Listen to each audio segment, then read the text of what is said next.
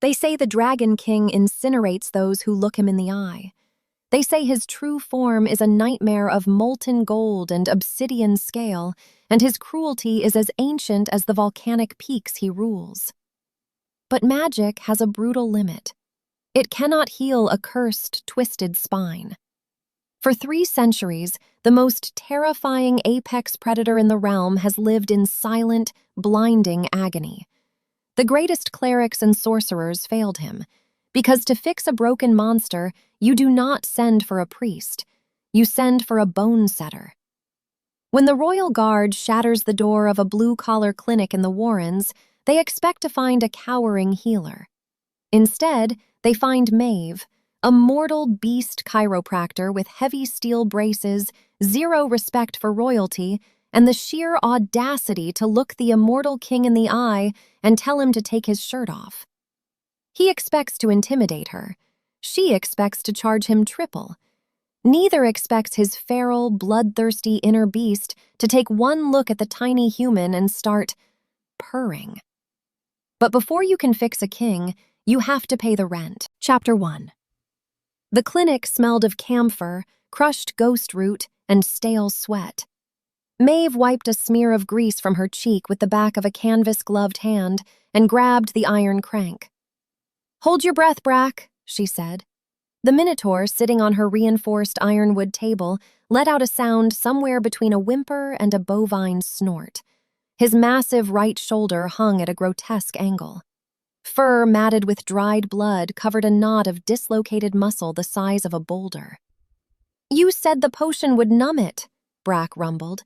His horns scraped against the low stone ceiling, dislodging flakes of plaster that rained down on Maeve's boots. "I said the potion would stop you from passing out," Maeve corrected. "I never said a thing about the pain. Now, bite the leather." She shoved a thick, bite-marked slab of cured leather between his tusks. Brack clamped down.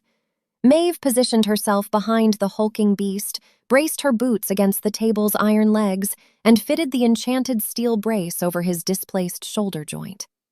The metal hummed, vibrating with a low-grade kinetic spell designed to bear weight, not heal. Healing was her job. She gripped the crank attached to the brace. "On 3. 1, 2. She threw her entire body weight backward on 2. A sickening, wet pop echoed off the stone walls. Brack roared, a deafening sound that rattled the jars of pickled kraken eyes on her shelves. The enchanted steel locked into place with a definitive clack, holding the reset joint steady. Maeve let out a harsh breath, unclipped the crank, and stepped back. She tossed her gloves onto the floor. "Done! Keep the brace on for 3 weeks. If you get into another tavern brawl with a cave troll before the moon turns, I will charge you triple to put it back together." Brack spat the leather slab onto the floor. He rolled his massive shoulder. The steel brace whirred, supporting the movement. He dug a massive, hairy hand into a pouch at his waist and dumped a handful of tarnished silver coins onto her desk. Maeve leaned over the desk, her eyes narrowing. She picked up a coin, tested the weight, and tossed it back into the pile. "That covers the consultation, Brack. Where is the fee for the enchanted steel, and the hazard pay for risking my spine while wrangling yours?" "Times are lean, Bone-Setter," Brack grumbled, looking at the floor. "Troll bounties are down." "My rent is not." Maeve tapped a scarred finger against her ledger. 50 gold pieces. Or I say a counterword to that brace right now, and the steel locks your arm above your head until you pay." Brack glared, but the threat worked. He reached deeper into his pouch, pulling out a heavy velvet sack, and slammed it onto the desk. The distinct chime of gold echoed in the room. Maeve didn't flinch. She pulled the sack closer, loosened the strings, and began counting. "Pleasure doing business," she muttered, stacking the coins in precise towers. Her clinic was a sanctuary of mechanical logic in a world obsessed with chaotic magic. Wizards and clerics tried to fix physical trauma with wave-of-the-hand spells, leaving bones fused wrong and tendons twisted. Maeve used leverage, anatomy, and cold, hard steel. She knew every stress point, every weak ligament, and every nerve cluster in 40 different magical species. She charged a fortune because she was the only one who delivered results. She finished counting the gold and swept it into her locked drawer. She grabbed a rag to wipe down the ironwood table. The bloodstains required a solvent she kept in the back room. Before she could take a step, the clinic door shattered. It didn't just open. The heavy oak planks exploded inward. Splinters the size of daggers rained across her waiting room. The top hinge snapped, leaving the ruined door hanging by a single, twisted piece of iron. Maeve didn't scream. She didn't drop her rag. She looked at the ruined door, then at her ledger, and picked up a quill. "Door replacement," she muttered, scratching a line into the parchment. "Oak, custom hinges. That goes on the bill." 3 figures stepped through the cloud of dust. They wore armor forged from obsidian and trimmed in gold. Scale mail shifted under their cloaks. Their eyes held vertical slits. Dragon shifters, royal guard. The captain, a towering man with a scar splitting his upper lip, stepped over the broken wood. He didn't look at the jars, the anatomical charts, or the residual blood on the table. He locked his slit eyes on Maeve. "Maeve the Bone-Setter." It was a statement, not a question. "I have a waiting room for a reason," Maeve said, pointing the feather end of her quill at a row of wooden chairs. "Take a seat, or better yet, sweep up my door." The captain sneered. "Pack your tools, human. The king requires your services." Chapter 2. Maeve set the quill down. She folded her arms across her stained apron. "I don't do house calls," Maeve said, "and I don't work on command. If the king has a kink in his neck, he can make an appointment. I have a manticore scheduled for noon." The 2 guards behind the captain drew their broadswords. The metal hissed against the leather scabbards. "You misunderstand the nature of this interaction," the captain snarled.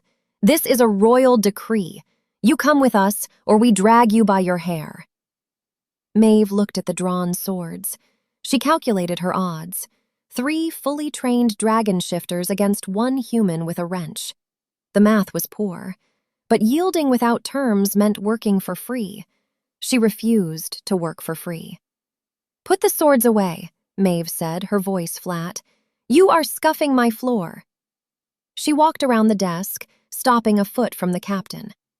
"If I go to the volcanic peaks, I need hazard pay. Up front.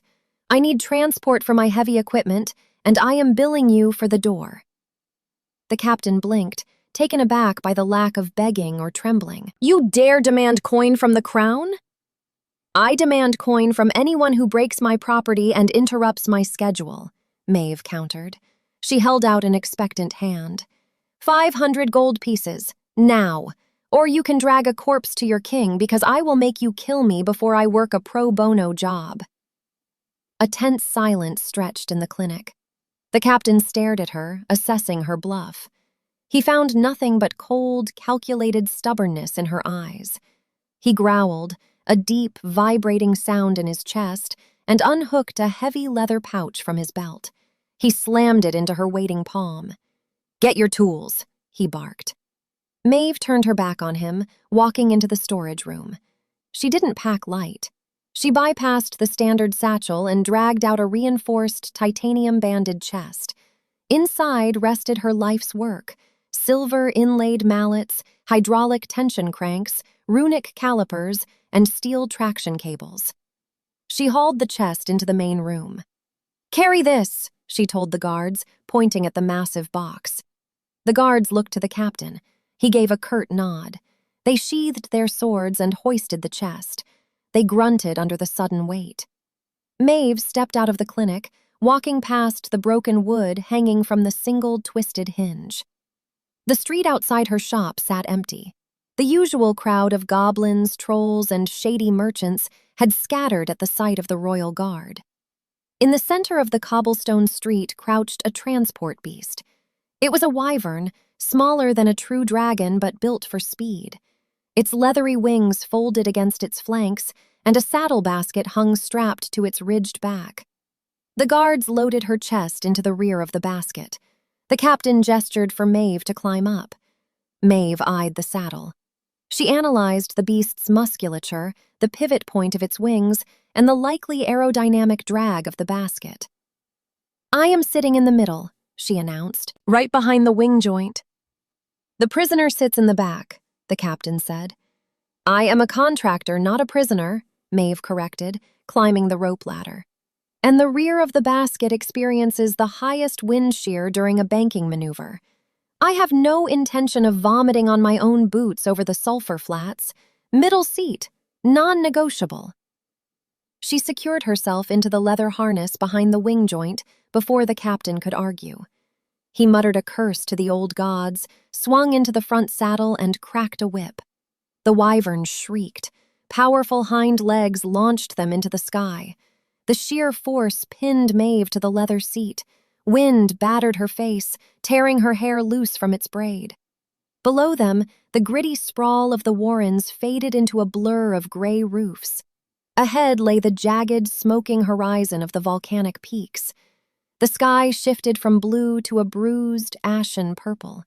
Heat drafts buffeted the transport beast, but Maeve's chosen seat kept the worst of the turbulence at bay. She didn't know what kind of physical trauma required a human bone-setter for an immortal king. Dragons possessed insane regenerative abilities. For the Crown to send thugs to abduct a mortal mechanic meant their magic had failed. Maeve patted the leather pouch of gold in her lap. Whatever the problem was, she intended to double her fee by the end of the day. Chapter 3. The Obsidian Spire did not welcome visitors. It loomed out of the volcanic rock like a black, jagged tooth jutting into the ash-choked sky. Veins of molten rock pulsed along the walls, casting a harsh, flickering orange glare across the courtyards. The wyvern landed with a bone-jarring thud in the central landing bay. Maeve unbuckled her harness, ignoring her ringing ears. The air tasted of sulfur and hot iron. Sweat immediately beaded on her forehead. She grabbed her apron, dusted off her trousers, and watched the guards struggle to offload her heavy chest. "Follow," the captain ordered, marching toward a set of towering brass doors. They walked through winding corridors carved from solid volcanic glass. The heat remained oppressive. No servants bustled about. The silence felt heavy, oppressive, like the air right before a thunderstorm breaks. The captain shoved open a final set of doors, revealing the throne room. It was a cavernous space. Pillars of basalt held up a ceiling lost in shadows. At the far end, elevated on a dais of scorched stone, sat the throne. King Ignis slouched against the armrest. He wore no crown. His black hair fell in messy, damp waves across his forehead. A loose, dark crimson tunic hung open, exposing a chest crisscrossed with jagged silver scars. He looked less like a monarch and more like a warlord fresh from a slaughter. But Maeve didn't look at his scars. She looked at his posture. His left shoulder dipped lower than his right, his jaw clamped tight, muscles jumping under the skin of his cheek. His right hand gripped the stone armrest with enough force to crack the basalt. He favored his right side, his legs positioned to take the weight off his lower lumbar spine. He was in agony. Ignis lifted his head as the heavy doors slammed shut. His eyes, a striking molten gold, locked onto Maeve. He expected to see a terrified, trembling mortal. He expected her to drop to her knees. Instead, she stood with her hands on her hips, scrutinizing him like a broken wagon wheel. Inside Ignis's mind, a beast that had slept a restless, furious sleep for 3 centuries snapped awake. "Mate," the voice in his head roared, vibrating against his skull. The inner dragon slammed against the mental cages Ignis kept it locked in. Shiny human, soft human, ours. Why is she standing on cold stone? Build a nest, bring the gold, wrap a tail around the soft human. Ignis flinched. He gripped the armrest harder. A bead of sweat rolled down his temple. He shoved the inner beast back down, fighting the sudden, overwhelming urge to leap off the throne, scoop the tiny human into his arms, and bury his face in her neck. Mine, the beast purred. A thunderous sound echoed in the silent room, a low, rhythmic rumble. The guards stiffened, reaching for their weapons. They thought the king was growling in anger. Maeve tilted her head. She knew the difference between a predator's warning growl and the contented rumble of a feline. The king of the dragons was purring. Ignis choked on a breath, coughing to mask the sound. He sat up straighter, a mistake that sent a blinding flash of pain up his spinal column. He masked the grimace with a vicious scowl. "You are the Bone-Setter," Ignis said. His voice rasped, deep and rough like grinding stones. "Maeve," she corrected, walking forward. She didn't stop until she reached the bottom of the dais. She ignored the guard stepping forward to intercept her. "And you are the patient with a misaligned L4 vertebra, compensatory muscle spasms in the left trapezius, and severe nerve compression." Ignis stared at her. The inner dragon slammed its tail against his skull. Smart human, good human, give her a ruby. "You diagnosed that from across the room?" Ignis demanded, suppressing a twitch in his left hand. "You are leaning right to avoid putting pressure on your lower left spine," Maeve stated, crossing her arms. "Your grip on the throne is a pain management technique. You are sweating in a room your kind usually finds temperate. Your magic is failing to heal you. Am I wrong?" Ignis stood up. He towered over her, a massive 6'8" wall of muscle and suppressed rage. The pain in his back spiked, a jagged knife twisting an old bone. "My healers have tried every incantation, every potion." Ignis stepped down the dais, looming over her. The heat radiating off his body felt like an open furnace. "Nothing works." "Magic doesn't fix structural mechanics," Maeve said, tilting her head back to meet his gaze. She didn't step away. "Bring my chest up here and take your shirt off." Chapter 4. The throne room plunged into a dead silence. The guard captain gasped. "Treason! You do not command the king to disrobe." Maeve didn't look at the captain. She kept her eyes locked on the molten gold of Ignis's stare. "I cannot examine a spine through 3 layers of crimson silk," Maeve said, her voice flat and practical. "If you brought me here to admire the architecture, I can leave. If you want the pain to stop, you take the shirt off and you get on the floor." Ignis's jaw clenched.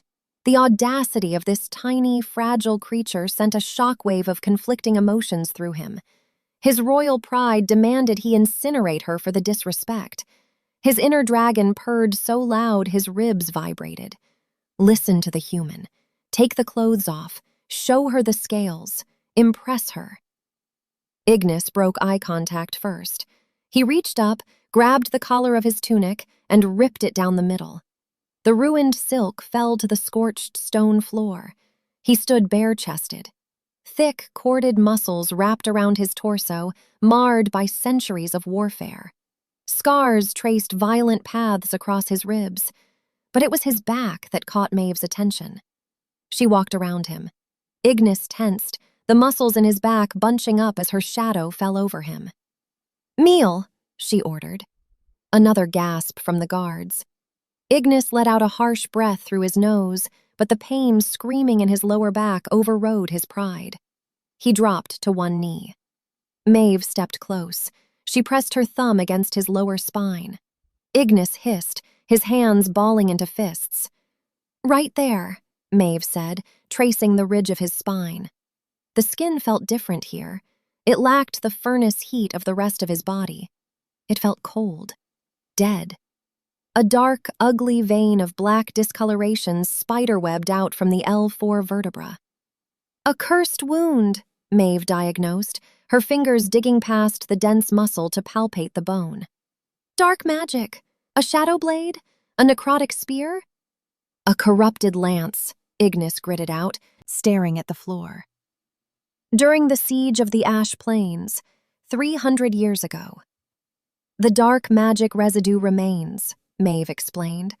She walked to her heavy chest, popped the iron latches, and pulled out a silver-inlaid caliper. She walked back and measured the distance between his joints. Your royal healers keep throwing healing magic at it. The dark magic eats the healing spells. It rejects the magic. Therefore, your bone healed wrong, crooked. She tapped his spine with the cold silver. Ignis shuddered. Over 3 centuries, your spine adapted to the crooked bone. Your muscles pulled out of alignment. Now the calcium buildup is pinching the central nerve root. Magic won't fix this. I have to physically break the calcification and force the bone back into the correct slot. Ignis looked over his shoulder. You are going to break my spine? I am going to adjust it, Maeve corrected, dropping the caliper into her apron pocket. But I cannot do it while you wear this skin. Your humanoid form compresses the anatomy. The density is too high. I need space between the joints. She pointed to the center of the vast, empty throne room. Shift, Maeve commanded. Show me the dragon. Ignis didn't argue this time. He pushed himself off the floor. He walked to the center of the room. He closed his eyes, and the air pressure in the room vanished. A shock wave of displaced air blasted Maeve backward. She braced her boots against the stone, throwing her arms up to shield her face. The sound of snapping bone and tearing flesh echoed, followed by a roar that shook dust from the ceiling rafters. Scales the color of freshly spilled blood and obsidian erupted from his skin. Wings snapped open, massive sails of leather and bone that cast the entire room into shadow. Ignis stood before her in his true form, a beast of nightmares, a weapon of mass destruction. He was easily the size of a galleon, his tail wrapping around the pillars of the room. Smoke curled from his massive nostrils. He lowered his massive, horned head, his golden eyes narrowing as he looked at the speck of a human standing before him. He waited for her to scream. He waited for her to run. Maeve grabbed a heavy steel mallet and a pry bar from her chest. She walked right up to his massive front leg. "Drop your chin to the floor, Your Majesty," Maeve yelled over the sound of his heavy breathing. "I need to climb up your neck to reach the impact site." Inside the massive, terrifying dragon's skull, a tiny voice squeaked with absolute joy. "She is climbing us. Perfect human." Chapter 5. Ignis lowered his monstrous head. The impact of his jaw against the scorched stone sent a tremor through the floorboards. Heat radiated from his scales, baking the air inside the throne room. Maeve did not hesitate. She gripped her heavy steel mallet in one hand and her runic pry bar in the other. She stepped onto the dragon's snout, her leather boots finding purchase in the ridges of his armor. She climbed. Scaling the Dragon King felt like ascending a living, breathing volcano. Smoke plumed from his nostrils with every exhalation, carrying the scent of raw sulfur and ancient ash. She scrambled up the slope of his snout, navigated the space between his massive, swept-back horns, and marched down the ridge of his spine. Closer, the voice in Ignis's head cheered. "The tiny human walks on our armor. Do not shake. Keep still." Maeve stopped between his shoulder blades. In dragon form, the cursed wound expanded to the size of a tavern table. The surrounding scales shimmered with the color of fresh blood, but the epicenter was a jagged crater of rotting, obsidian-black keratin.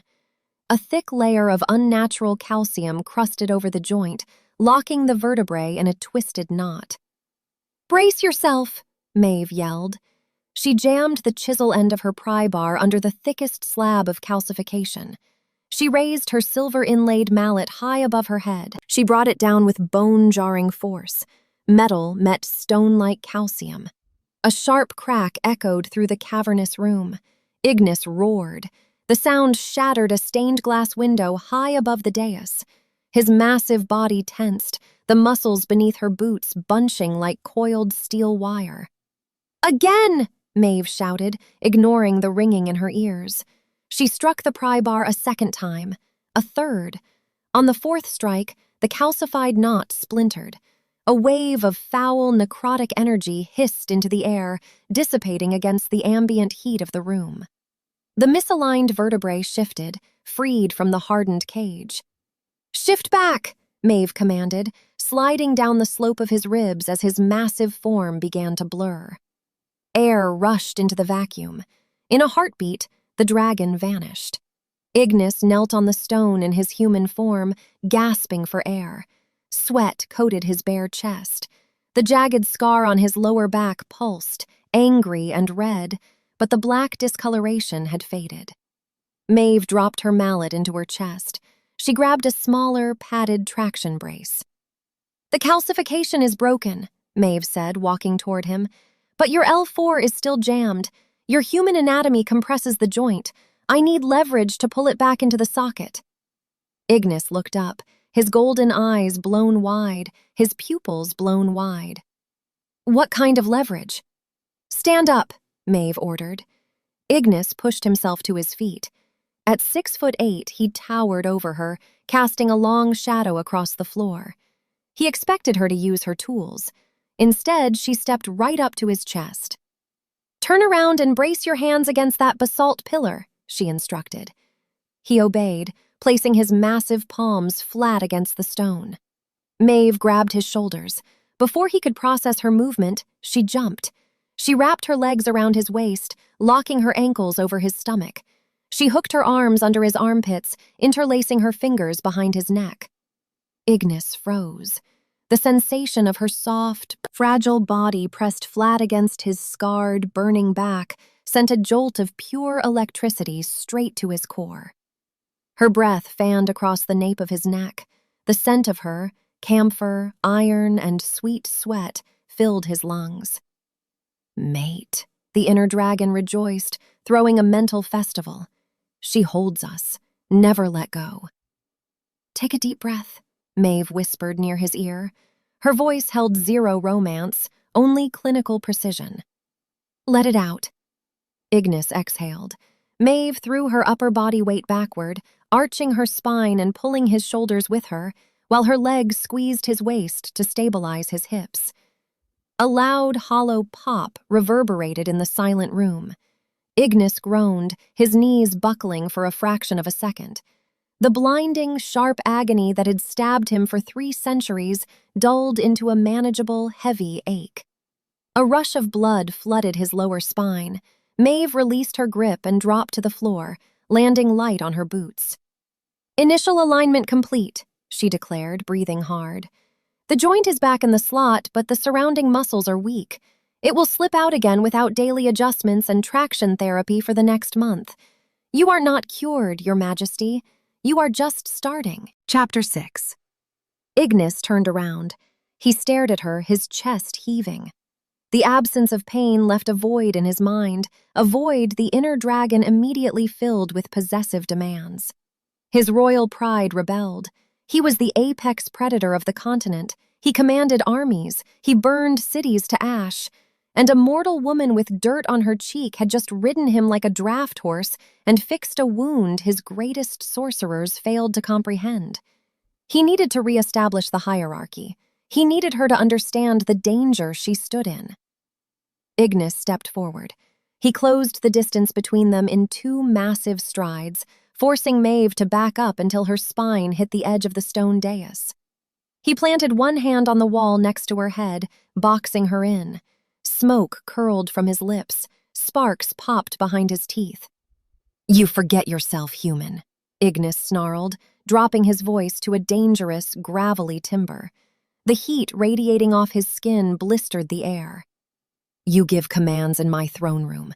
You strike my armor. You lay hands on a king without permission. I could reduce you to a pile of cinders before your heart beats another rhythm." The royal guard tightened their grips on their swords. They anticipated an execution. Maeve did not flinch. She looked at the hand planted next to her head. She looked at the sparks dancing in his mouth. Then she looked him dead in the eyes. "Your Majesty," Maeve said, her voice a calm, even drawl. "If you incinerate me, your L4 vertebra will permanently fuse within a week. The muscle memory of 3 centuries will pull the bone right back into the crooked slot." Ignis narrowed his eyes. The smoke thickened. "Furthermore," Maeve continued, tapping a finger against the center of his chest, right over his heart, The alchemical cooling salve required to soothe those inflamed nerve endings is in a locked compartment inside my chest. Only I know the combination. Burn me, and you spend the rest of eternity walking with a limp and sleeping on one side. So, put the fire out and sit down. Silence reigned. The guards stopped breathing. Inside Ignis's mind, the beast rolled on its back and kicked its legs in the air. She threatens the king! Oh, she is magnificent! Give her the castle, give her the treasury. Sit down, you fool, before she leaves us. Ignis stared down at the finger poking his chest. He felt the phantom ache of the misaligned bone threaten to return. He evaluated the threat of death against the promise of a pain-free existence. The logic was an iron cage, and she held the key. The smoke faded from his lips.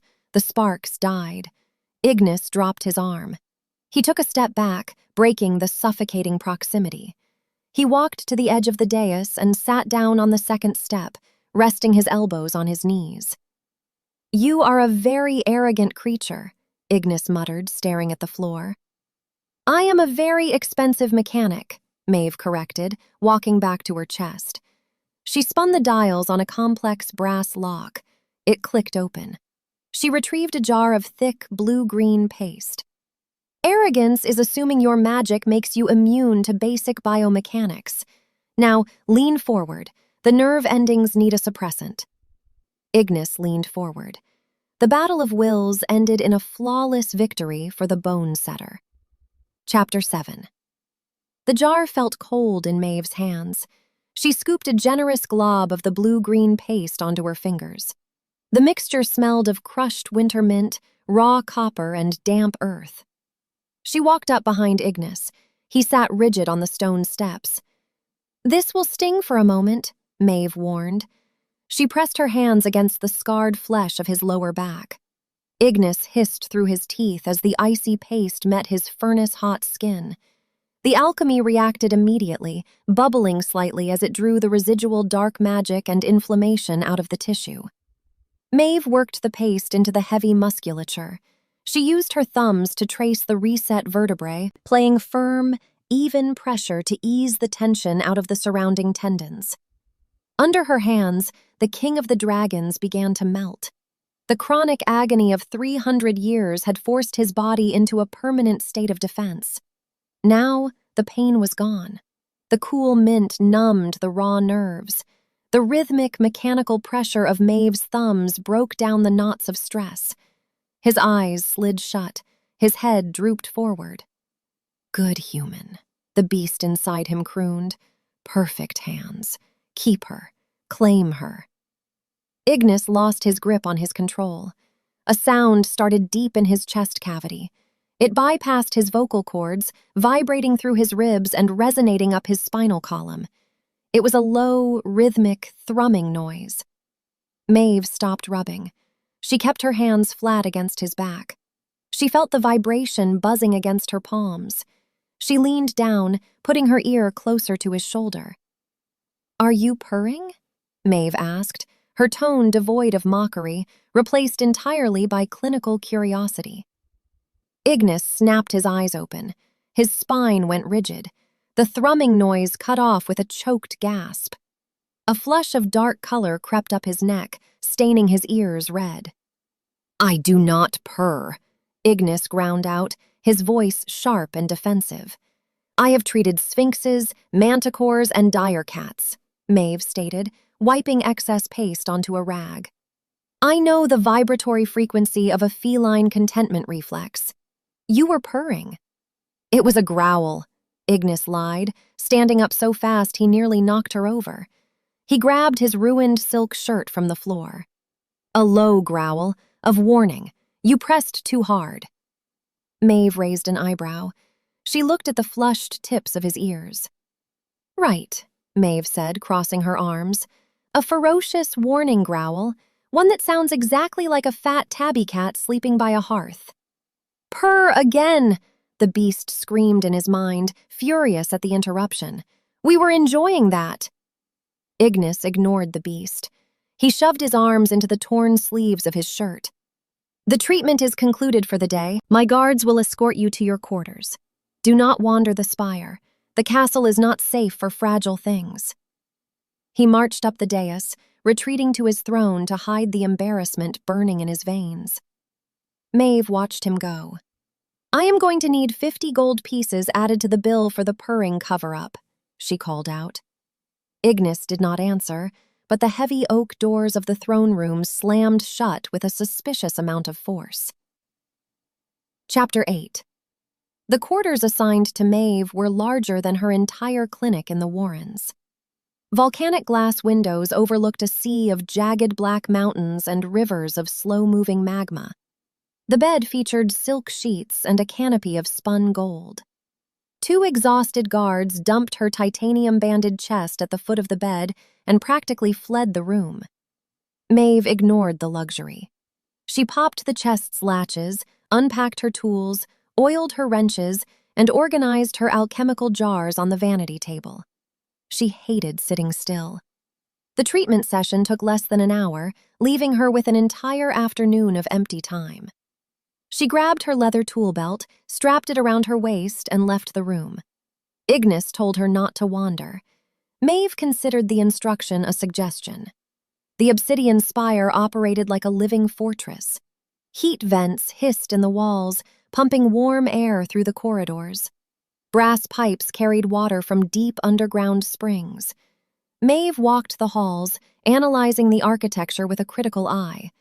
The engineering was magnificent, but the security measures were medieval. She turned down a corridor leading toward the eastern wing. She stopped. A thin, almost invisible silver wire stretched across the hallway, ankle-high. Maeve crouched. She traced the wire to a mechanism hidden behind a tapestry. A spring-loaded scythe blade.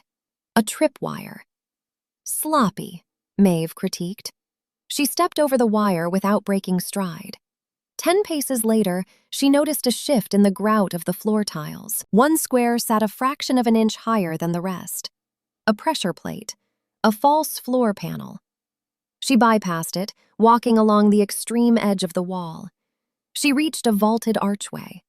A faint humming sound caught her attention. She looked up. Carved into the keystone was a rune that glowed with a faint, sickly green light. A proximity trigger for poison darts. Maeve sighed. She picked up a heavy piece of loose rubble from the floor and tossed it through the archway. The rune flared. A dozen poisoned darts shot from the walls, clattering harmlessly against the opposite stone. She walked through the archway while the mechanism reset. The Obsidian Spire was riddled with death traps. A shadow peeled itself off the wall behind her. Maeve heard the subtle shift of fabric. A shadow walker, an assassin clad in dark leather, holding a pair of curved daggers coated in wyvern venom. The assassin moved with lethal grace, stepping into Maeve's blind spot, raising a dagger for a strike at the base of her skull. Maeve did not turn around. She did not scream. Her eyes tracked the reflective surface of a polished brass shield hanging on the wall to her right. She saw the assassin raise the blade. She calculated the trajectory, the distance, and the weight of the objects in her immediate vicinity. To her left sat a decorative obsidian vase, heavy and dense. Maeve waited for the precise moment of commitment. As the assassin lunged, Maeve ducked, pivoting on her heel. She grabbed the neck of the obsidian vase with both hands, using the momentum of her spin to swing the heavy object in a vicious arc. The bottom of the vase connected with the side of the assassin's head with a sickening crunch. The Shadow Walker collapsed like a puppet with cut strings, dropping the poisoned daggers on the stone floor. Maeve set the vase back on its pedestal. She nudged the unconscious body with her boot, ensuring the threat was neutralized. High above, hidden on a balcony overlooking the eastern corridor, Ignis watched the entire sequence. He had followed her, expecting to rescue the fragile human from the castle's defenses. Instead, he watched her analyze traps with cold logic and brutalize an elite assassin with a flower vase. Ignis gripped the stone railing. His pupils dilated until his eyes were pools of molten gold. "Mate," the dragon purred, and this time, Ignis did not disagree. Chapter 9. Maeve left the unconscious shadow walker on the eastern corridor floor. She adjusted her heavy leather tool belt, wiping a smear of dust from her stained apron, and headed toward the main courtyard to find a guard. She needed to build a crown for the unscheduled assassination interruption. She pushed open the brass doors leading to the spire's central atrium. A wall of noise and oppressive, perfumed heat hit her. The silence of the castle had vanished. The dragon court had arrived. Dozens of towering, aristocratic dragon shifters milled about the cavernous hall. They draped themselves in silks, spun gold, and jewels carved from the heart of the volcano. Horns of various shapes and sizes curled from their heads, adorned with diamond rings and platinum bands.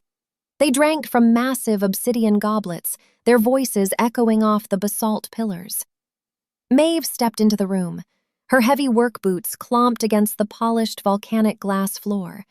She looked like a stray alley cat wandering into an exhibition of purebred hunting hounds. The conversation nearest the doors died. The silence rippled outward like a dropped stone in a still pond, until 100 pairs of vertical reptilian eyes locked onto her. A woman detached herself from a group of noblemen. She stood an imposing 6'2", her skin covered in a sheer gown that did nothing to hide the iridescent, emerald-green scales tracing her cheekbones and arms. Horns like twisted obsidian crowns swept back from her forehead. Duchess Vale. Vale looked down her nose at Maeve. Her gaze swept over the canvas work trousers, the scuffed boots, and the canvas apron smeared with minotaur blood and alchemical grease. "Well," Vale sneered, her voice carrying across the silent hall, "I heard His Majesty brought a human pet into the spire. I expected something a bit more decorative." A few nobles chuckled. The sound resembled stones grinding together. Maeve did not shrink back. She didn't look at the floor. She met Vale's glowing green eyes and tilted her head, her mind instantly shifting into diagnostic mode. She analyzed the Duchess the same way she analyzed a broken cart axle. "I am a contractor," Maeve said, her voice flat and bored. "Not a pet. Now step aside. I need to find the guard captain. You have a shadow walker bleeding on the floor in the east wing." Vale's eyes flashed with indignation. She took a step forward, towering over Maeve. Heat radiated from her skin, carrying the sickly sweet scent of crushed orchids and burning sulfur. "You speak to your betters with a loose tongue, mortal," Vale hissed, smoke curling from her painted lips. "We are the apex of this world. You are fleeting dust.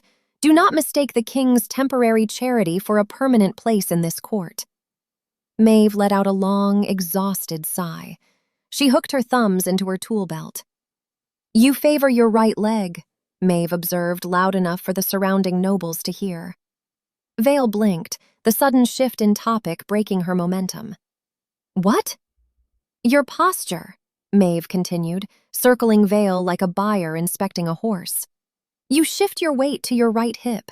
Your left wing joint, hidden under that silk, is dropped by at least 2 inches. Let me guess, chronic pain in the left shoulder blade? Numbness in the fingertips when you fly for more than an hour?" The emerald scales on Vale's arms flushed a darker shade. Several nobles murmured, exchanging glances. "How dare you?"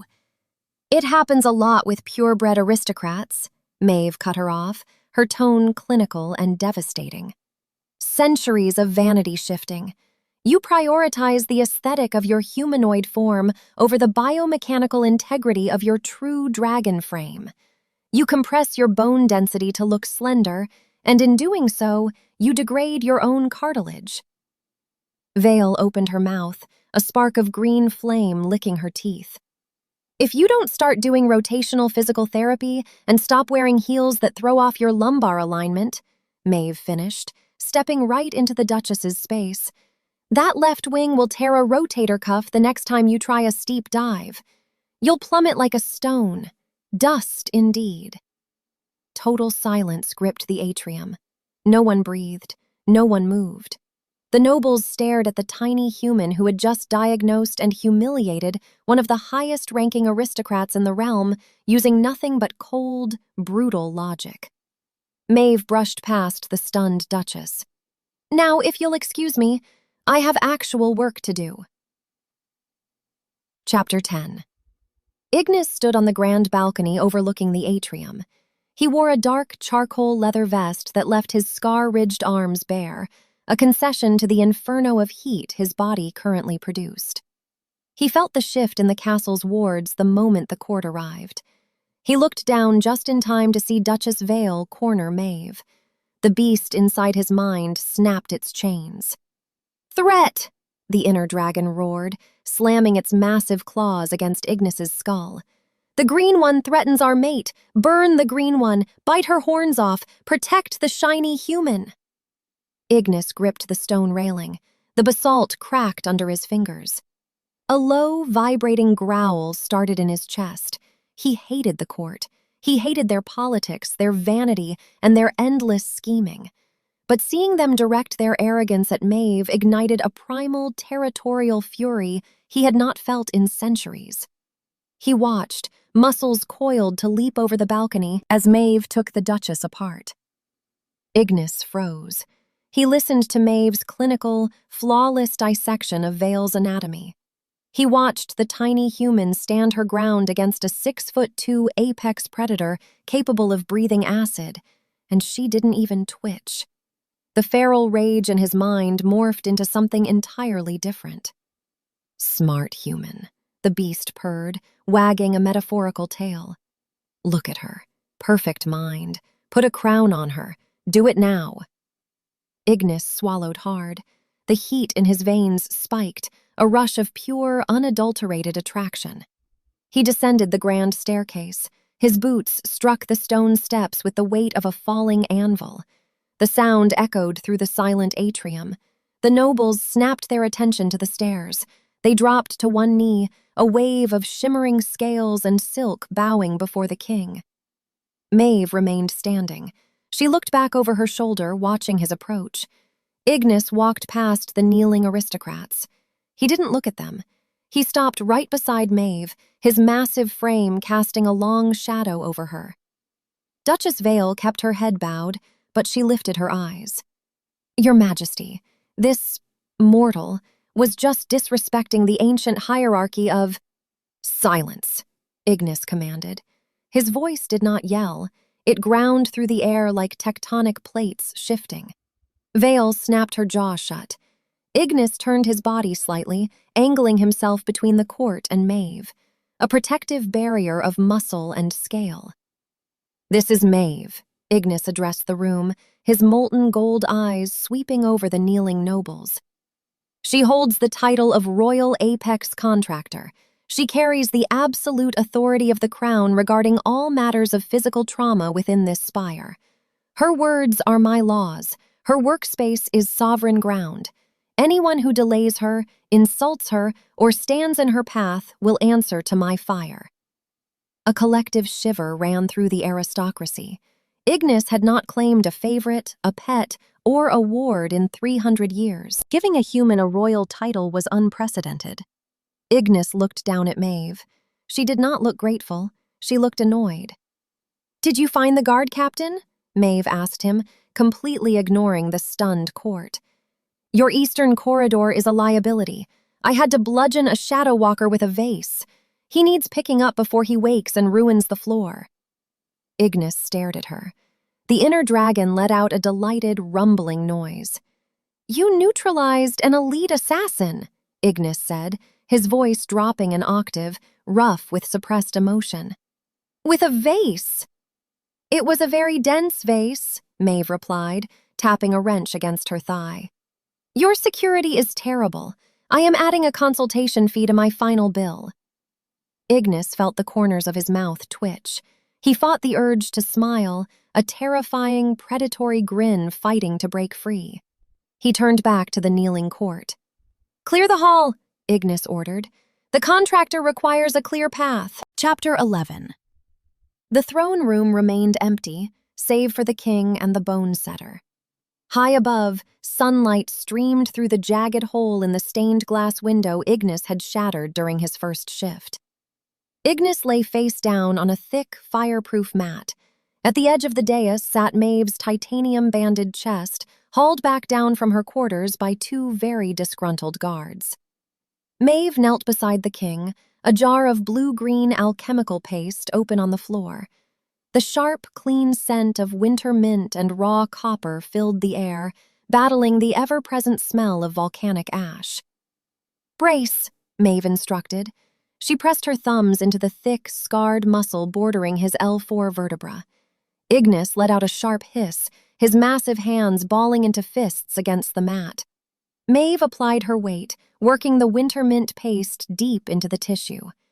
Under her thumbs, the knot of calcium and dark magic felt significantly smaller. The twisted bone had settled into its proper groove.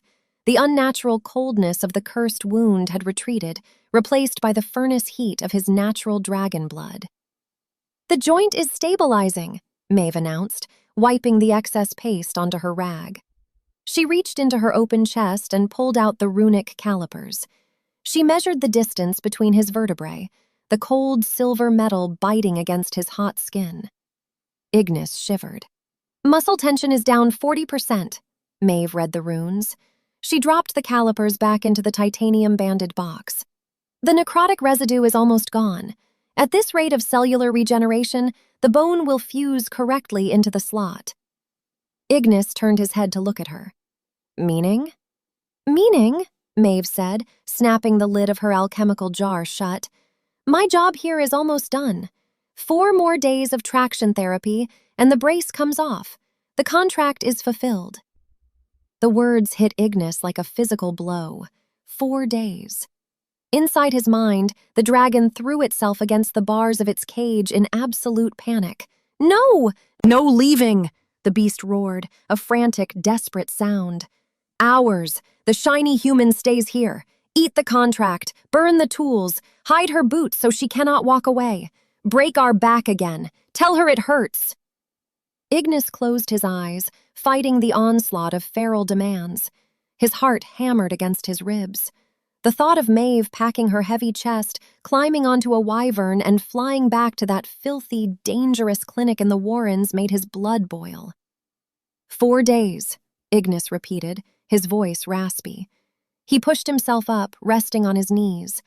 The dark charcoal vest hung open, exposing the violent scars across his chest. "That timeline is unacceptable." Maeve raised an eyebrow. She stood up, hooking a wrench back onto her tool belt. "Biology does not care about your schedule, Your Majesty. You heal fast. You should be thrilled." "The warlords on the border are restless," Ignis lied, grasping for a tactical excuse. "If they breach the spire, I will need a medic on hand. Standard royal healers cannot handle battle trauma with your mechanical efficiency." "Then you hire a combat surgeon," Maeve countered. She walked over to her chest, securing the latches. "I fix bones. I don't dodge fireballs. My hazard pay covers booby-trapped hallways and incompetent assassins, not full-scale sieges. When the bone is set, I leave." Ignis stood up. He loomed over her, a mountain of muscle and heat. He needed to find a reason. He needed to find a chain strong enough to hold her that didn't rely on royal mandates. She ignored mandates. She respected contracts. "Make a new contract," the beast hissed, "a permanent one." "We will negotiate a retainer," Ignis stated, his golden eyes burning into hers. "I will double your clinic's income. You will stay in the spire." "I don't like the spire," Maeve said, crossing her arms. "The commute is terrible. The air ruins my tools, and your neighbors are rude." She turned her back on him, dismissing the King of the Dragons entirely. Chapter 12. Ignis stared at the back of her head. The absolute refusal. The casual dismissal. He had not courted a woman in 3 centuries. Before the cursed lance broke his spine, his courtships consisted of grand displays of power, offerings of conquered territories, and absolute submission from his chosen partners. He commanded. They obeyed. He looked at Maeve's canvas trousers, the grease on her neck, and the heavy boots planted firmly on his floor. Power displays meant nothing to her. He needed a new strategy. He needed to charm her. Ignis squared his shoulders. He adjusted his vest, stepped around the open chest, and closed the distance between them. "You require better sustenance than the dried rations sitting in your quarters," Ignis announced. He aimed for a tone of seductive invitation. Because he was a warlord accustomed to absolute obedience, it came out as a rumbling, ironclad command. "You will join me for the evening meal in my private wing." Maeve stopped sorting her tools.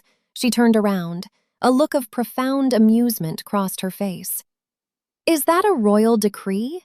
Maeve asked, leaning against her titanium-banded chest. "It is a privilege," Ignis corrected, his chin lifting. "I do not dine with contractors. I am offering you my company." Maeve laughed. It wasn't a polite, courtly giggle. It was a sharp, genuine bark of laughter that echoed through the throne room. Ignis frowned. The inner dragon flattened its metaphorical ears in confusion. Why is she laughing? We offered food. Humans like food. "Your Majesty," Maeve said, wiping a tear of mirth from her eye. "I don't take orders outside of clinic hours, and I certainly don't take dinner demands from patients who sound like they are declaring war on a side salad." Ignis narrowed his eyes. Sparks popped in the back of his throat.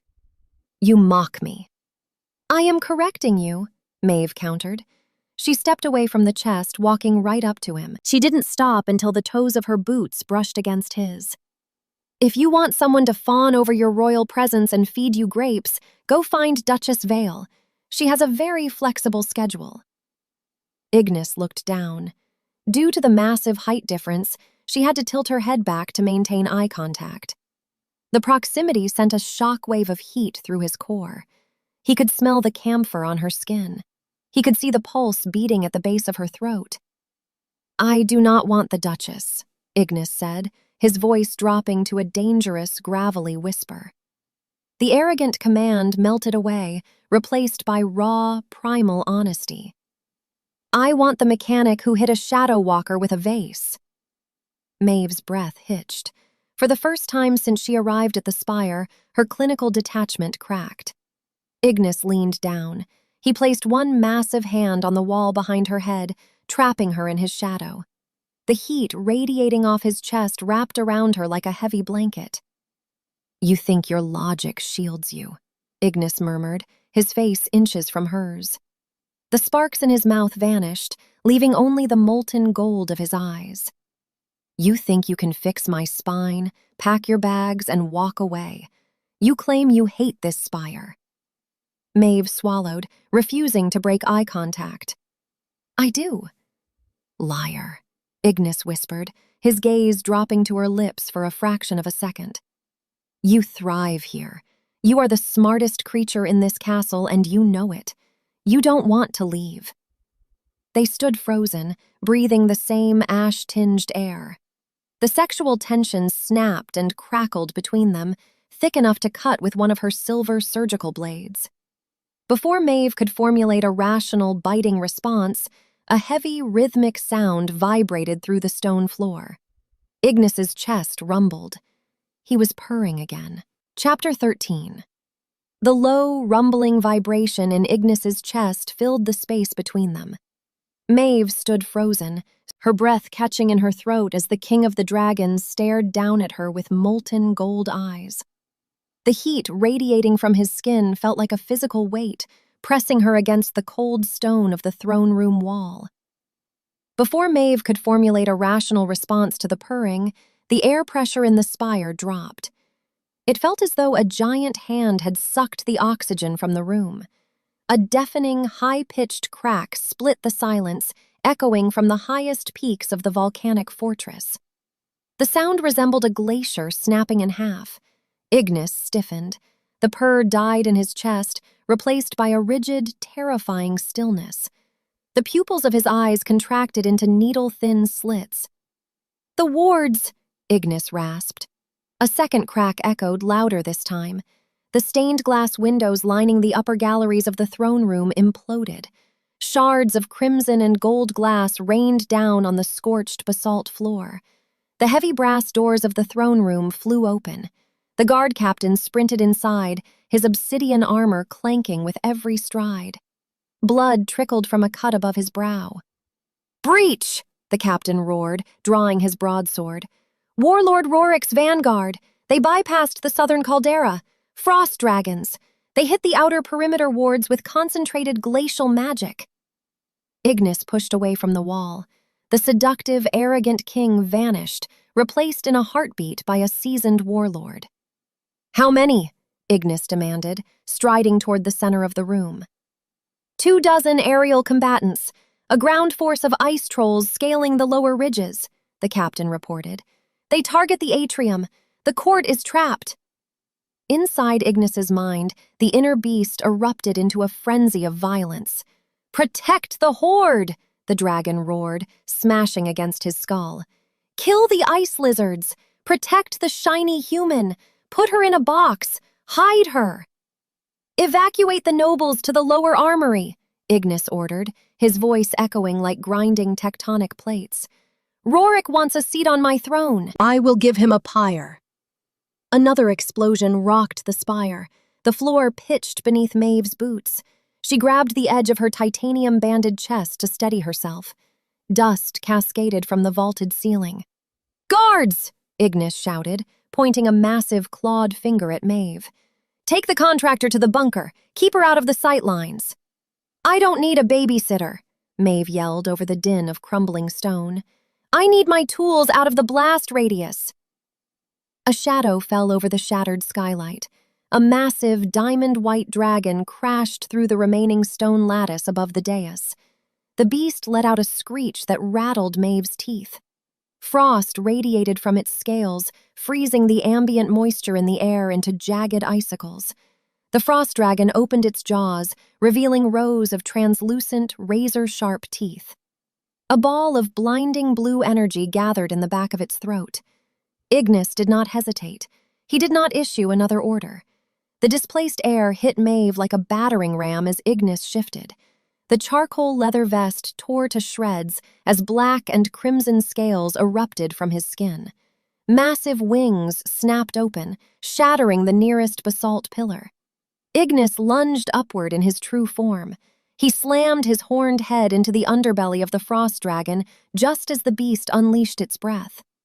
A torrent of glacial ice hit the far wall of the throne room, flash-freezing a row of tapestries. Ignis clamped his massive jaws onto the intruder's wing joint, dragging the white beast out of the spire and into the ash-choked sky. Chaos descended. The guard captain lunged toward the doors, shouting battle commands to a squad of archers pouring into the hall. He left Maeve alone in the center of the collapsing room. Maeve looked up. 2 more frost dragons circled the jagged hole in the ceiling, their roars shaking the mortar loose. Giant chunks of debris began to fall. She did not scream. She did not run blind. Maeve analyzed the throne room geometry. The room featured 8 load-bearing pillars. Ignis had shattered one. The frost dragon's breath had compromised the structural integrity of the eastern wall. The ceiling grooved inward, favoring a collapse toward the dais. She calculated the trajectory of the falling rubble. The center of the room offered 0 cover. The archways led to corridors riddled with booby traps. Her eyes locked onto a massive circular door set into the floor behind the throne. The royal vault.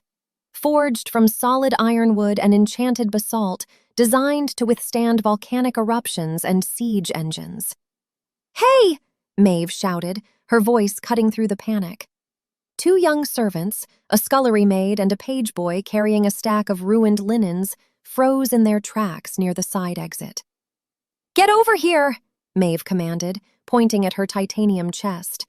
"Grab those handles!" The servants stared at her, paralyzed by fear. Maeve marched over, grabbed the page by his tunic collar, and dragged him to the chest. "If you run into that hallway, the roof will crush you. If you want to live, you help me pull this chest to that vault door. Now!" Survival instinct overrode their panic. The 2 servants grabbed the iron handles on the left side. Maeve grabbed the right. Together, they dragged the massive weight of the tool chest across the scorched stone floor. Chapter 14. The drag felt like pulling a loaded wagon through thick mud. The steel runners on the bottom of the titanium-banded chest shrieked against the stone. "Keep moving," Maeve grunted, her boots slipping on a patch of flash-frozen ice. Above them, the sky outside the shattered ceiling burned. Red-orange fire clashed with blinding blue frost. The shockwaves of dragons colliding in midair sent tremors through the soles of Maeve's boots. Giant scales the size of dinner plates rained down, clattering against the floor like dropped shields. They reached the dais. The vault door sat flat against the floor, a massive circular slab of black metal covered in runic tumblers and a heavy brass wheel. "It's locked!" the scullery maid cried, dropping her side of the chest. She covered her head as a chunk of masonry exploded nearby. "We are dead!" "No, we are delayed," Maeve corrected. She dropped to her knees. She analyzed the locking mechanism. Magic secured the internal deadbolts, but the outer wheel relied on simple physical friction. She pulled a slim steel pry bar from her belt. She jammed the pry bar into the gap beneath the brass wheel, searching for the release catch. Another roar shook the spire. A dead frost dragon plummeted from the sky, crashing through the remaining roof section. The beast hit the floor 30 yards away, a tangle of broken white wings and shattered ice armor. The impact cracked the floorboards beneath Maeve. "Hold the pry bar!" Maeve ordered the page boy. "Do not let it slip." The boy grabbed the steel bar with trembling hands. Maeve stood up, raised her heavy work boot, and kicked the brass wheel with all her strength. The metal groaned. The friction lock gave way with a loud clank. Maeve grabbed the wheel and spun it. The runic tumblers clicked in rapid succession. The massive ironwood vault door hissed, breaking its airtight seal, and popped open on counterweighted hinges.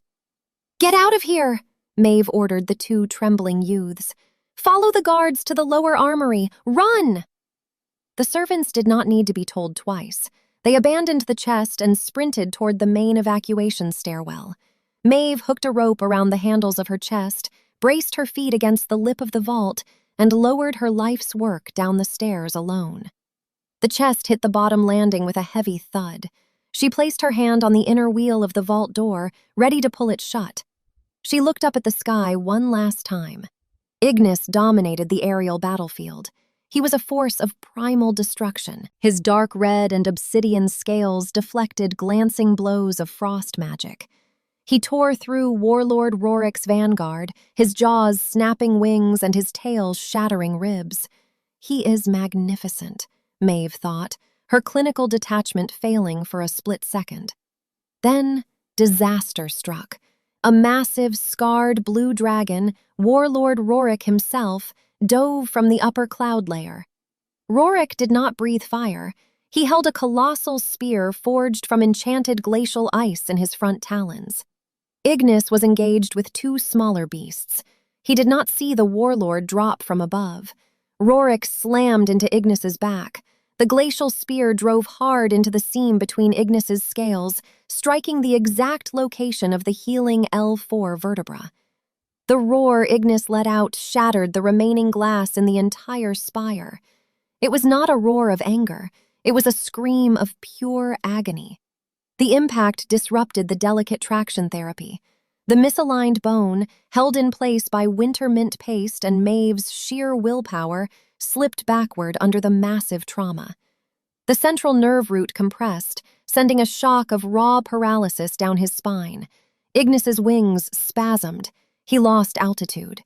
The king of the dragons fell from the sky, a massive meteor of scale and fire plummeting toward the ruined throne room. "No," Maeve breathed. Ignis crashed onto the dais, obliterating the stone throne. A cloud of pulverized basalt and ash plumed into the air. Rorik circled above, letting out a triumphant roar, preparing for a final diving strike. Ignis lay buried in the rubble. His dragon form was too massive, a sitting target. With his lower spine compromised, his hind legs dragged uselessly against the broken stone. he could not launch.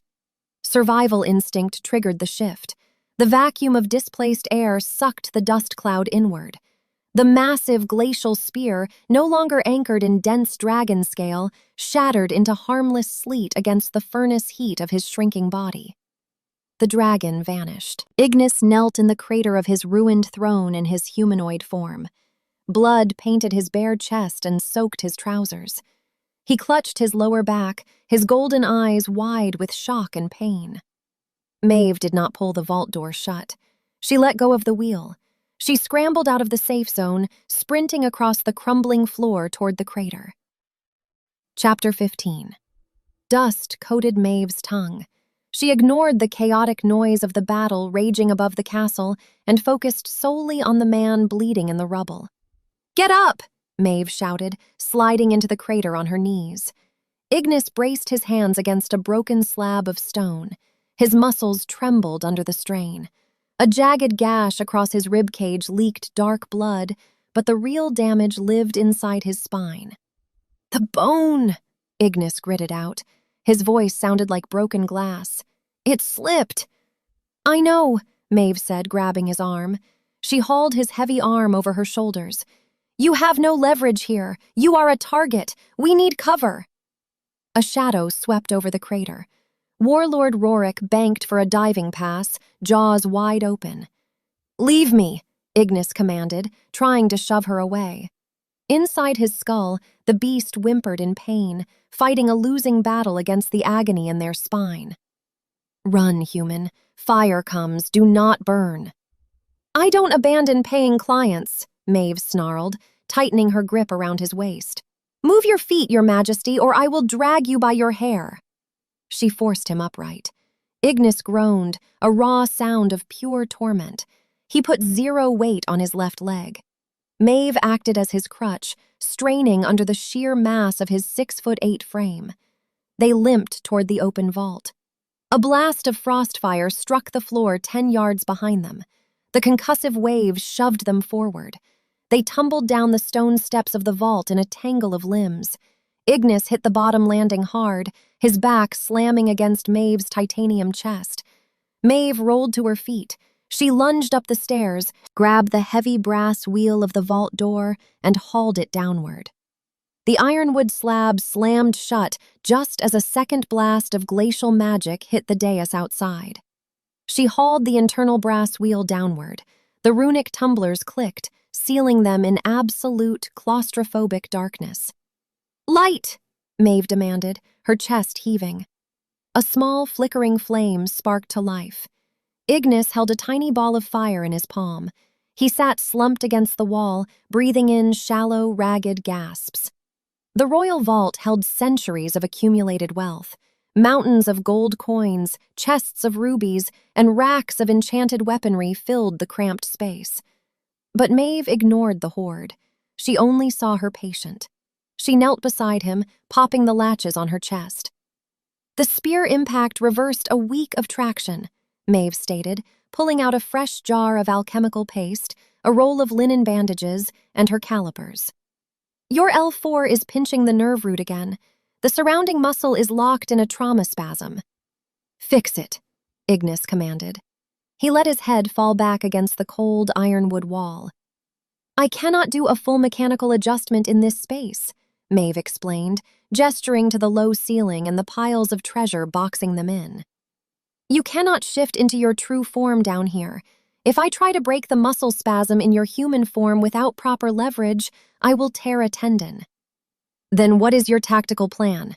Ignis asked, the flame in his hand trembling as a fresh wave of pain hit him. "Damage control," Maeve replied. She ripped the ruined, blood-soaked shreds of his trousers to expose the wound on his side. She cleaned the gash with a solvent that smelled of harsh alcohol and ghost root. Ignis flinched, his jaw tight. "I need to numb the nerve cluster to stop the spasms," Maeve said. "Lean forward."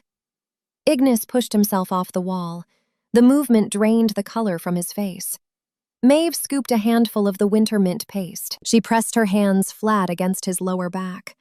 The heat of his skin felt feverish. The trauma had restarted the vicious cycle of his dark magic curse. The cold, necrotic energy fought against the cooling paste. She dug her thumbs into the dense muscle. The vault sat silent, save for the muffled thud of explosions on the surface and the harsh sound of their breathing. The space was incredibly small. Her knees brushed against his thighs. His shoulders brushed against the walls. "Breathe through it," Maeve instructed, applying her body weight into her thumbs. Ignis closed his eyes. The pain began to recede, blocked by the alchemy and the precise pressure of her hands. His inner dragon, battered and exhausted, lifted its head in the dark recesses of his mind. Nest, the beast thought, taking in the small, enclosed space, the piles of gold, and the soft human touching their scales. We are in the hoard. Mate is here. Safe. A deep, rumbling purr vibrated through the floorboards. Chapter 16. The purr filled the tiny vault, echoing off the walls of stacked gold. It was a heavy, rhythmic sound, louder than the muffled explosions raging above ground. Maeve kept her thumbs pressed against the muscles flanking his spine. She felt the vibration buzzing through his flesh, a constant, soothing drumbeat. "You are doing it again," Maeve pointed out, her voice quiet in the cramped space. Ignis did not open his eyes. He let his head hang forward, resting his forehead against the side of her titanium chest. The adrenaline crash hit him like a physical blow. The battle rage faded, leaving behind exhaustion and the overwhelming sensation of her hands on his skin. "I have a spear wound, a misaligned vertebra, and a ruined throne," Ignis rasped, his voice a low, gravelly scrape in the dark. The flame in his palm flickered, casting long, dancing shadows across the gold. "Allow me this small dignity. Do not diagnose the noise." Maeve softened her grip. She switched from harsh, mechanical pressure to a firm, soothing rhythm, rubbing the last of the mint paste into his skin. "Consider it ignored," Maeve said. She grabbed a roll of linen bandages. "Lift your arms." Ignis complied, raising his heavy, scar-ridged arms. Maeve leaned in close, wrapping the bandage around his torso to secure a patch over his bleeding ribs. The proximity destroyed her clinical detachment. She had to wrap her arms around his massive chest to pass the linen roll behind his back. Her cheek brushed against his shoulder. She smelled ash, blood, and the raw, masculine heat of his skin. He was a furnace of suppressed power, confined in a box barely big enough to hold him. Ignis dropped his arms the moment she finished tying the knot. He looked down at her. In the small, flickering light of his magic flame, his molten gold eyes held zero arrogance. The warlord was gone. The king was gone. He looked at her with the primal, focused intensity of a predator staring at the only thing keeping him grounded. "You did not run," Ignis stated. It was not a question. "Running during a structural collapse is bad math," Maeve replied, packing her unused bandages back into her chest. She refused to look at him, focusing on clicking the latches shut. "The vault offered the highest probability of survival." "You left the vault," Ignis corrected. He shifted his weight, his knees brushing against hers. The space offered no room to retreat. "You ran into the open crater. You put your hands on a grounded dragon. Why?" Maeve paused. She rested her hands on the lid of her box. "I told you," she said, her voice lacking its usual sharp edge. "I don't abandon my clients. You haven't paid your final bill yet." Ignis reached out. His massive, calloused hand covered hers, pinning it against the titanium lid. His skin burned against hers. "Do not lie to me in the dark, Maeve," Ignis whispered. His inner beast pressed against the forefront of his mind, demanding connection. "Tell her. Tell the human. Ours." "I am not lying," Maeve said, forcing herself to look up. He was too close. She could see the individual gold flecks in his eyes. She could see the tension in his jaw. "You logic your way through the world," Ignis murmured, sliding his hand up her arm. His thumb brushed a streak of dirt from her cheek. "You analyze the trap. You calculate the wind shear. You measure the bone. But logic did not send you into that crater. Logic dictated you close the door and wait for the victor. Maeve swallowed hard. Her pulse hammered against her throat. "What is your point, Your Majesty?" "My point," Ignis said, leaning down until his lips hovered a breath away from hers, "is that you pretend you feel nothing. You pretend this is just a contract. But your heart is beating like a trapped bird, and you ran into fire to drag me to safety." Maeve tilted her chin up, refusing to back down from the challenge. "You are an investment. A dead king ruins my reputation as a healer." Ignis let out a dark, breathless chuckle. The sound rumbled against her chest. "You are stubborn," Ignis whispered, his gaze dropping to her mouth. "I am pragmatic," Maeve countered, though her voice shook. "Then let us be pragmatic," Ignis said. He closed the final inch between them. He did not kiss her like a king demanding tribute. He kissed her like a starving man finding an oasis. The heat of his mouth sent a shockwave straight down her spine. The flame in his palm went out, plunging the vault into absolute darkness. But Maeve did not need to see. She felt the heavy, muscular weight of his arms wrapping around her waist, pulling her flush against his chest. The purr started again, loud and vibrating, drowning out the war raging above them. Chapter 17. The kiss broke, leaving a vacuum of sound in the pitch-black vault. Maeve gasped, her hands still clutching the coarse linen wrapped around Ignis's ribs. The heat of his mouth lingered on hers, a brand that burned through her pragmatic defenses. Ignis rested his forehead against hers. His chest heaved. The heavy, rhythmic purr vibrated through the floorboards, a sound of absolute, primal contentment in the dark. Then, the grinding scrape of displaced stone echoed from the ceiling. Ignis snapped his head up. The purr died. The warlord returned, his muscles coiling under the bandages. He shifted his stance, placing his massive body between Maeve and the vault entrance. Heavy impacts struck the ironwood doors. Muffled shouts filtered through the thick basalt. "Your Majesty!" The guard captain's voice roared from the other side. "Clear the mechanism!" Ignis reached out in the dark, his fingers finding the heavy brass wheel. He grabbed the cold metal and spun it counterclockwise. The runic tumblers clicked, releasing the friction lock. The massive circular doors groaned open, breaking the airtight seal. A shaft of harsh, flickering torchlight pierced the gloom. Ash and pulverized stone cascaded down the stairs, coating the mountains of gold coins in gray dust. The guard captain stood at the top of the landing. Soot stained his face. His obsidian armor bore the jagged scores of frostfire blasts. He lowered his torch, spotting the king alive in the vault. A collective breath of relief swept through the squad of soldiers flanking him. "Report!" Ignis commanded. He did not ask for a hand up. He pushed himself off the vault wall, ignoring the severe twinge in his L4 vertebra. "Rorik broke off the assault," the captain stated, stepping aside to give them room on the stairs. "Our archers grounded 3 of his vanguard. The frost dragons took heavy losses. Rorik retreated toward the northern glacial ridges to regroup.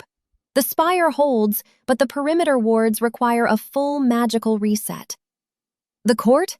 Ignis asked, climbing the steps. He kept one hand pressed against the wall for balance. "Secure in the lower armory," the captain replied.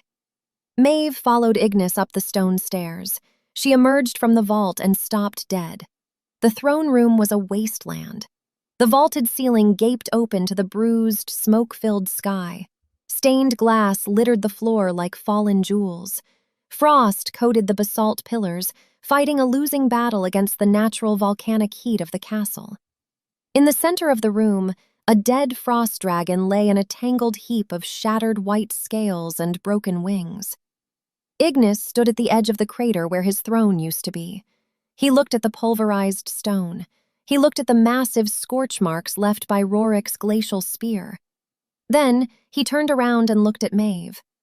She stood near the open vault, her canvas apron smeared with dust and his blood. Her hair had escaped its braid, falling in tangled waves around her shoulders.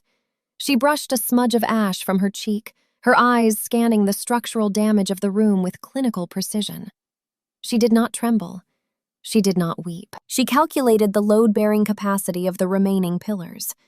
A cold knot formed in Ignis's chest, a sensation far worse than the bite of an ice spear. Fear. It was a foreign, sickening concept. He had survived centuries of warfare without experiencing terror. But looking at the fragile, soft human standing in the ruins of a battlefield, the realization hit him with the force of a falling mountain. If Maeve had possessed an ounce less courage, she would have fled into the corridor. The collapsing roof would have crushed her. If she had hesitated, Rorik's diving strike would have flash-frozen her. She was a mortal mechanic in a war of immortal apex predators. His inner beast whimpered, pacing in the confines of his mind. Too soft. The world breaks her. We must shield the human. Build higher walls. Ignis clenched his jaw. He wanted to scoop her up, carry her deep into the subterranean tunnels, and lock her away from the sky. He wanted to wrap his wings around her and burn the rest of the continent to ash just to guarantee her safety. "Contractor!" Ignis called out, his voice a harsh, gravelly scrape over the noise of the guards clearing rubble. Maeve tore her gaze away from a cracked archway. "Yes?" "Pack your chest," Ignis ordered. He forced his features into a mask of stoic command, burying the terror deep in his gut. "The guard captain will escort you to your quarters. You will remain there until the corridors are cleared of debris and frost traps." Maeve frowned, wiping her hands on a rag. She opened her mouth to argue, but the sheer exhaustion etched into his face stopped her.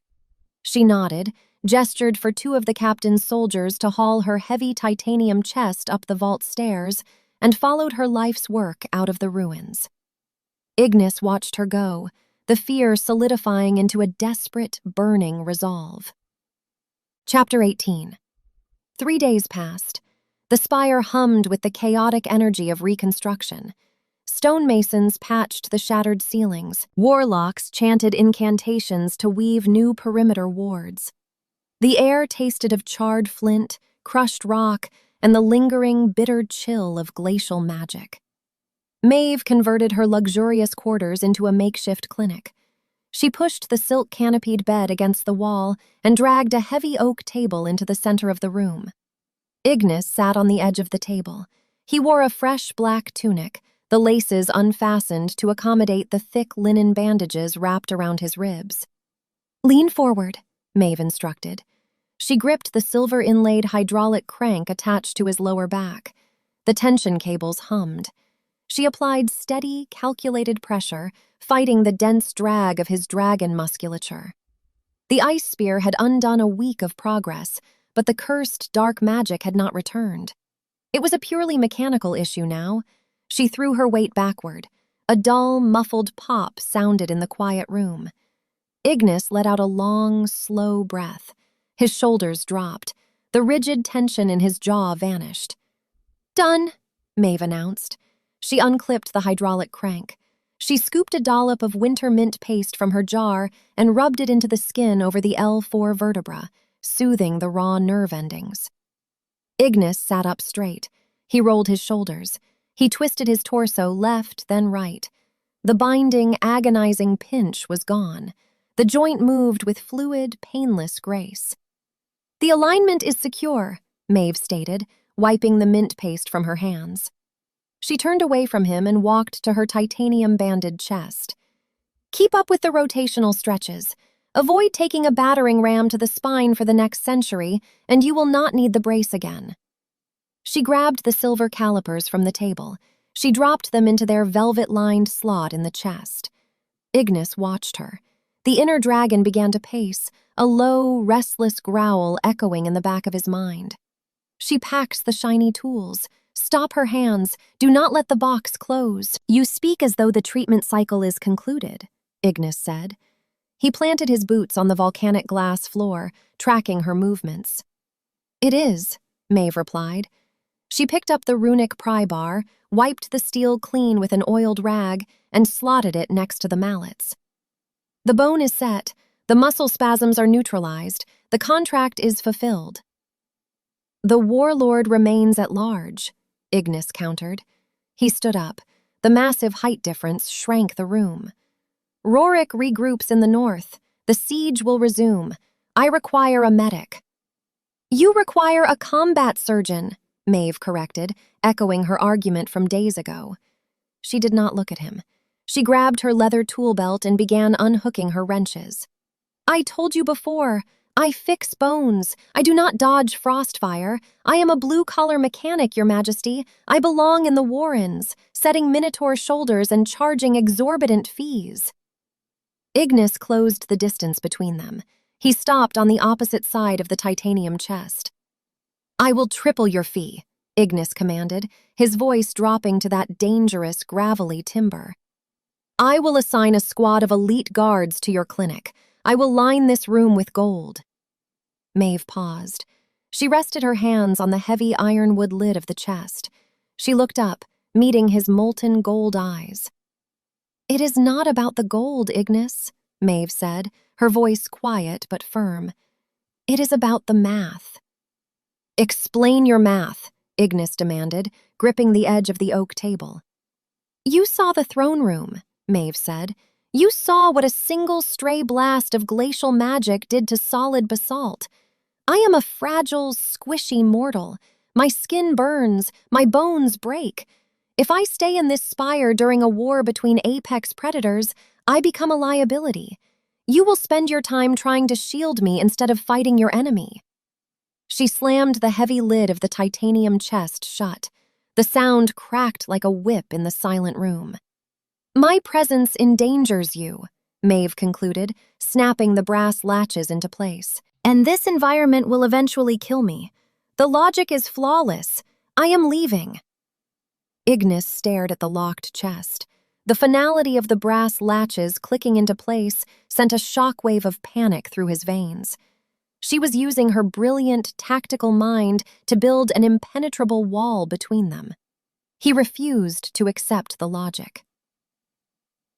Chapter 19. Ignis did not shout. He did not order her to stay. He turned on his heel and stalked out of the room, the heavy oak door clicking shut behind him. Maeve stood alone in the quiet quarters. She expected fire. She expected a royal decree. The sudden, quiet retreat left her feeling unmoored, a hollow ache expanding in her chest. She ignored the feeling. She grabbed her canvas coat, shrugged it over her stained apron, and hoisted her tool belt over her shoulder. She walked to the door and grabbed the brass handle. It did not turn. Maeve frowned. She rattled the handle. The locking mechanism remained disengaged, but the door refused to open. It felt as though a boulder blocked the other side. Move, Maeve demanded through the thick oak. The door swung inward. Maeve took a step back. Ignis stood in the threshold. He filled the entire frame. His shoulders brushed the door jambs. His head cleared the top lintel by a fraction of an inch. He had shed the black tunic. He stood bare-chested, the white linen bandages stark against his scarred, dark skin. He stepped into the room. He closed the door behind him with a definitive, echoing thud. He did not walk toward the center of the room. He leaned his back against the oak door, crossing his massive arms over his chest. He became a living, breathing barricade. We are not finished, Ignis stated. The contract is paid, Maeve argued, dropping her tool belt onto the table. Her pulse spiked. The clinical detachment she relied on began to crack under the sheer weight of his presence. The bags are packed. Move away from the door. Your logic is flawed, Ignis countered, his golden eyes locked onto hers, burning with an intense, predatory focus. My logic kept us alive in a collapsing throne room, Maeve shot back, planting her hands on her hips. My logic fixed a curse your ancient sorcerers failed to understand. Do not insult my intelligence. I revere your intelligence, Ignis said, his voice a low rumble. But you use it as a shield. You construct equations to avoid facing the truth. The truth is biology. Maeve threw her hands up in frustration. She paced the length of the room, putting distance between herself and the mountain of muscle blocking her exit. Look at us, Ignis. Look at the reality of this situation." She spun around, pointing a finger at his chest. "You are an immortal king. You command armies. You live for millennia. You breathe fire. You measure your wealth in mountains of gold and conquered territories." She gestured to herself. "I am a human bone-setter. I scrape out a living in the dirtiest district of the Warrens. A strong gust of wind off a wyvern's wing can knock me off my feet. I age.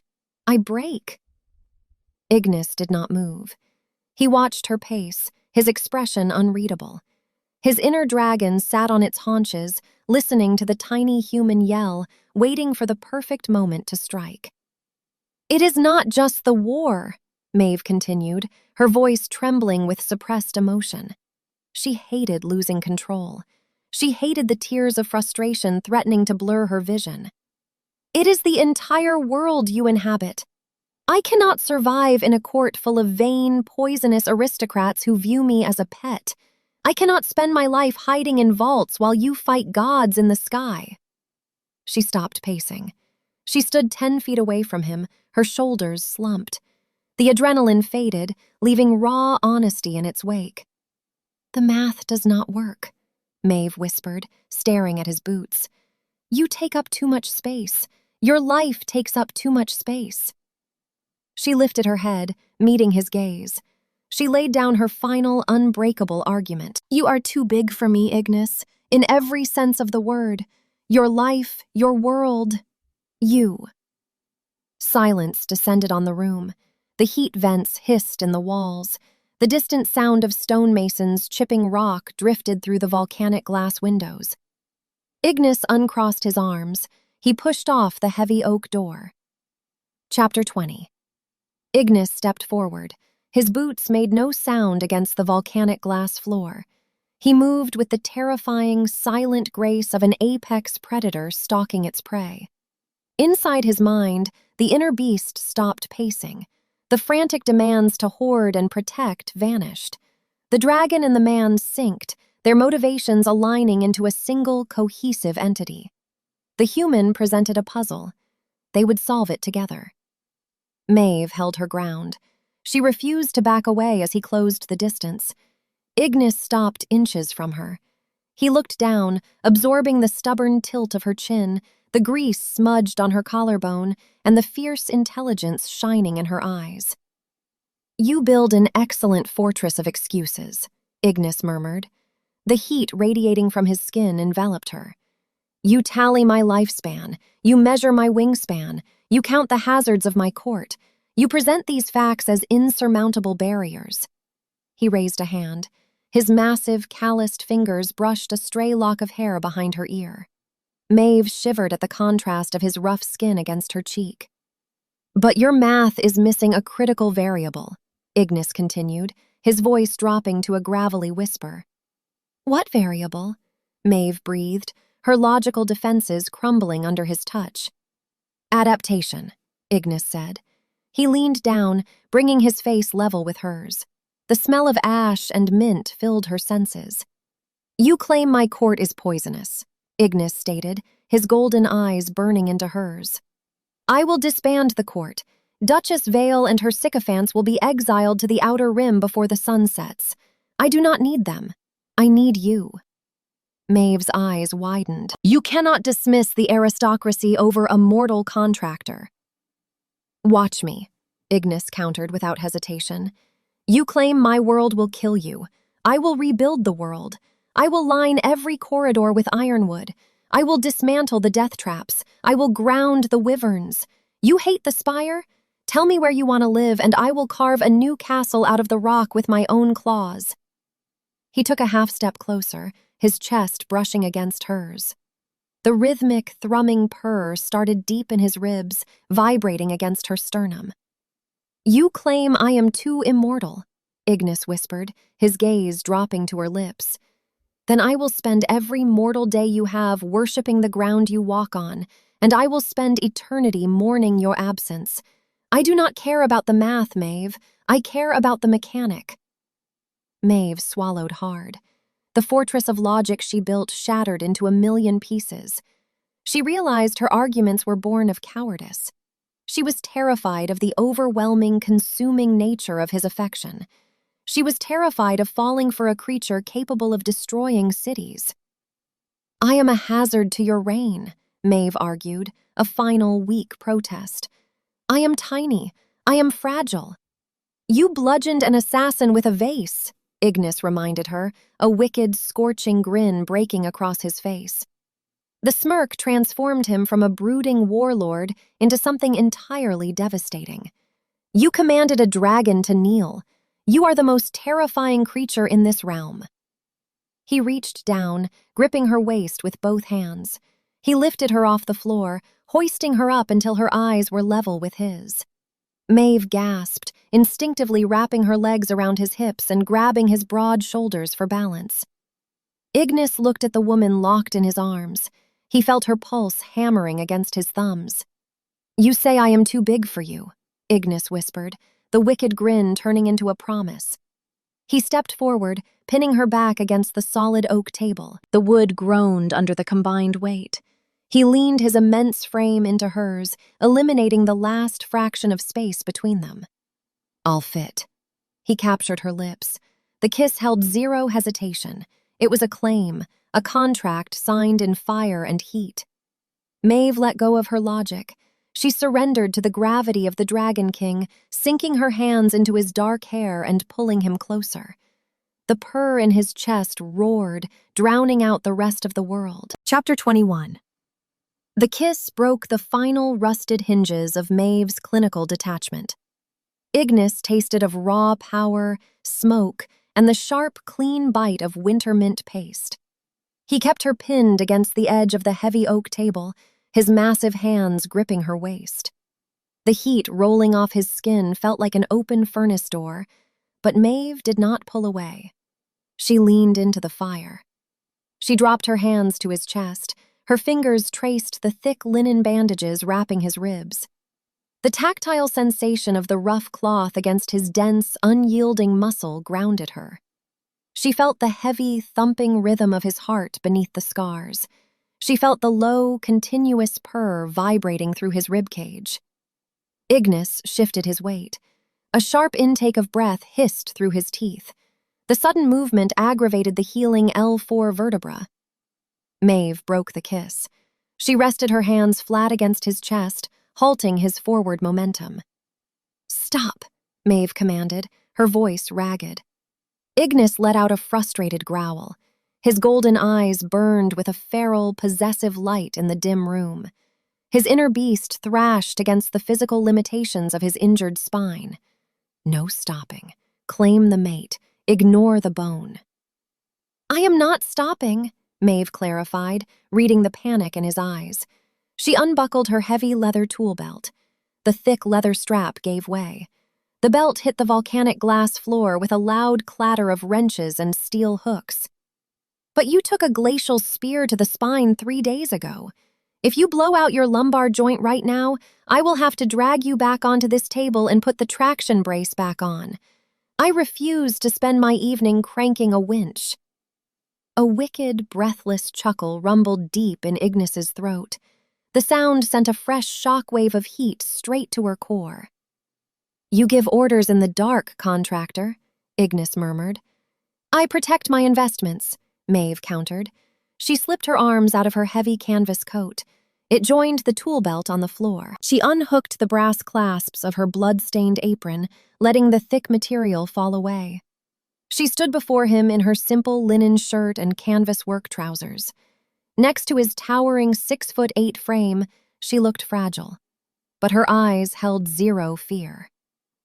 "Sit on the edge of the bed," Maeve instructed, pointing to the silk-canopied mattress pushed against the far wall. "Keep your spine straight. Do not engage the lower lumbar muscles." Ignis obeyed. He backed away from the oak table and crossed the room. He sank onto the edge of the mattress. The heavy wooden bed frame groaned under his immense weight. He planted his boots wide on the floor, resting his hands on his thighs. He watched her with the focused, unblinking intensity of a starving predator. Maeve walked toward him. She tracked the dilation of his pupils. She felt the ambient temperature of the room spike by 10 degrees. She stepped right between his spread knees. Ignis reached out, wrapping his massive arms around her hips, pulling her flush against him. Because he sat and she stood, they were face to face. He buried his face in the crook of her neck. He inhaled a deep, shuddering breath, taking in the scent of camphor, sweat, and the unique, sweet scent of her skin. The purr escalated. It became a physical force in the room, rattling the glass vials sitting on the nearby vanity. Maeve sank her fingers into his thick, dark hair. She tilted his head back, capturing his lips again. The restraint vanished. Ignis kissed her with centuries of pent-up demand. He swept his hands up her back, his large palms mapping the curve of her spine, memorizing the fragile, mortal architecture of her bones. He leaned back, pulling her down onto the silk sheets with him. "The bandages," Maeve gasped, breaking the kiss to suck in air. "Leave them." Ignis rasped against her jaw. He rolled his broad shoulders, pinning her beneath him. He braced his weight on his forearms, keeping the crushing pressure off her chest. "They hold." The size difference between them was staggering. His shadow swallowed her entirely. His shoulders spanned the width of 2 men. Yet he moved with a measured, deliberate precision, a lethal beast hyper-aware of his own destructive power. He stripped the linen shirt from her shoulders.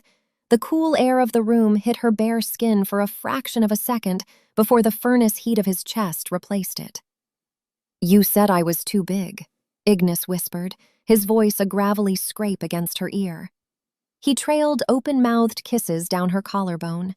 Every touch sparked a localized fire on her nerve endings.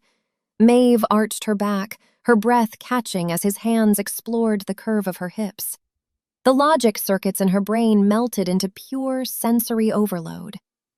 "I miscalculated," Maeve managed to say, digging her fingernails into the scarred muscle of his shoulders. Ignis let out a triumphant, predatory sound. He shifted his hips, aligning them.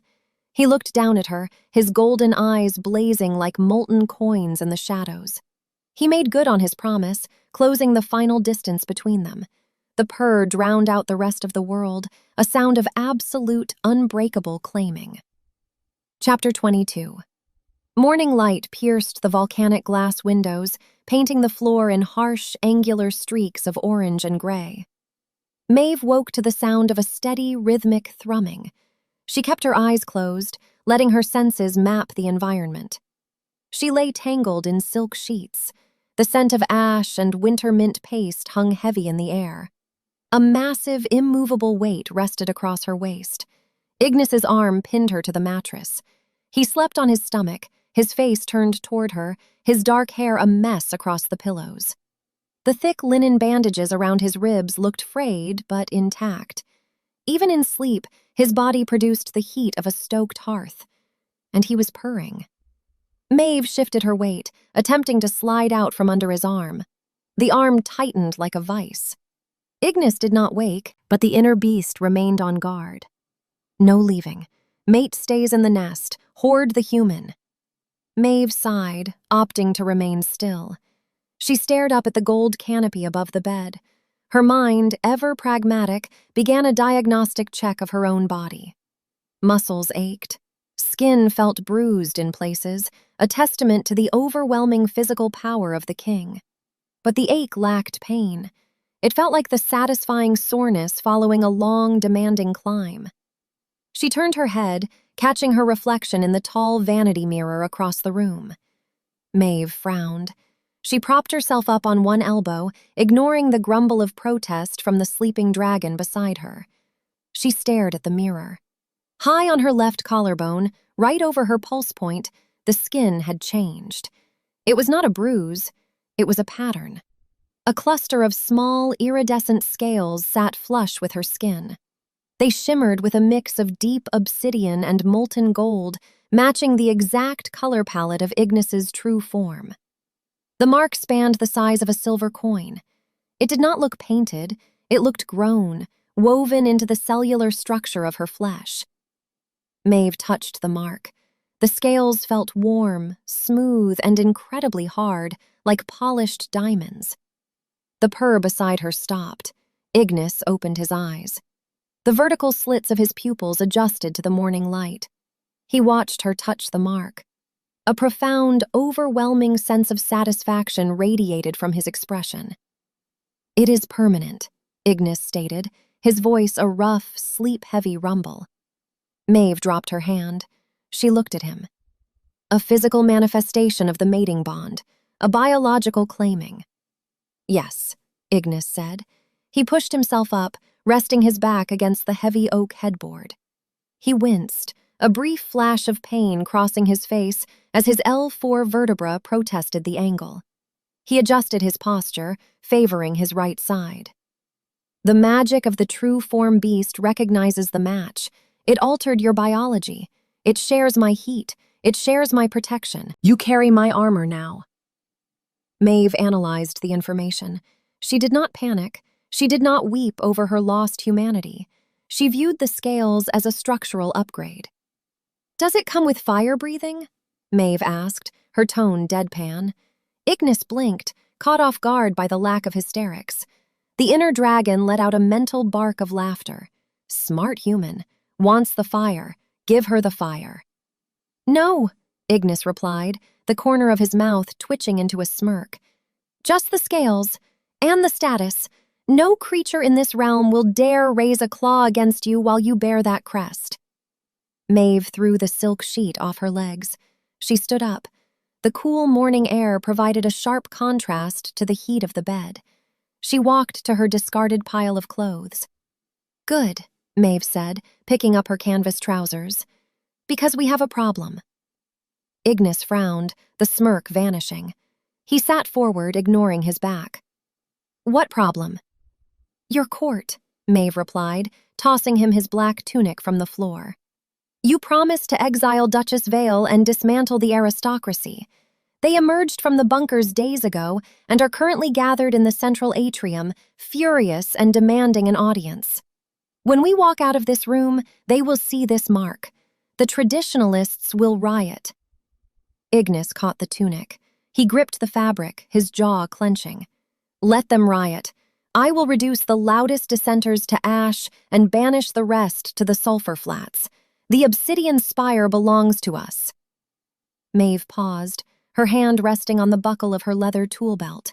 She looked at the warlord ready to burn his own kingdom to the ground for her. The math of the situation required a different approach. A massacre ruined infrastructure.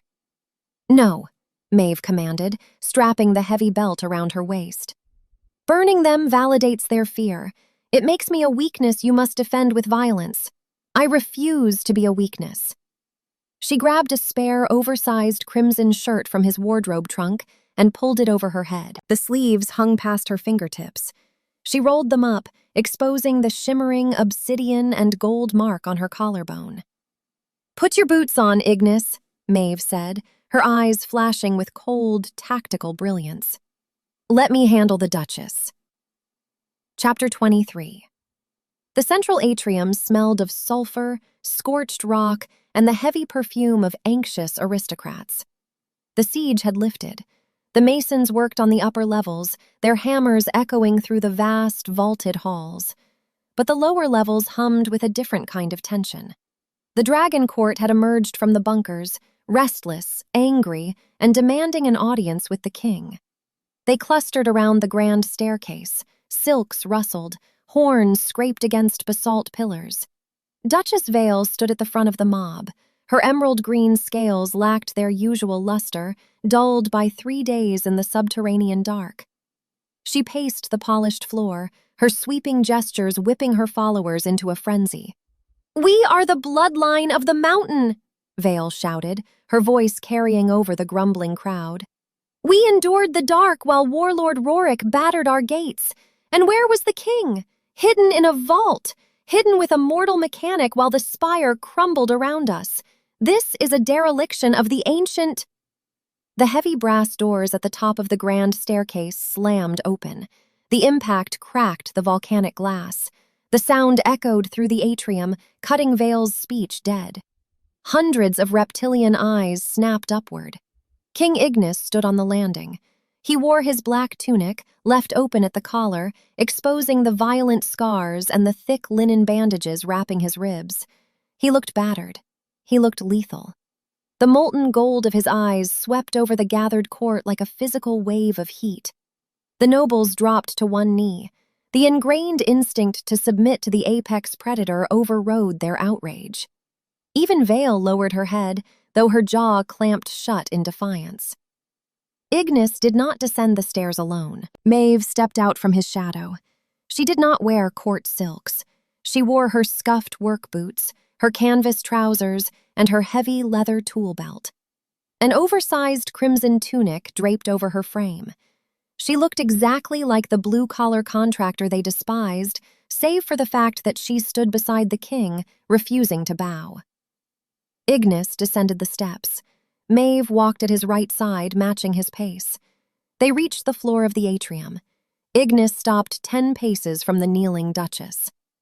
"You demand answers, Vale," Ignis ground out, his voice a low, vibrating threat. "Stand and speak them to my face." Vale pushed herself to her feet. She stood at her full 6'2" height, trying to leverage her size. She glared at Ignis, then shifted her venomous gaze to Maeve. "The court demands the restoration of the hierarchy," Vale hissed, smoke curling from her lips. "You bring a human pet to the spire. You elevate her above the highborn. You shelter her in the royal vault while your kin suffer the siege. The ancient laws demand a queen of dragon blood to solidify the wards. You weaken us with this distraction."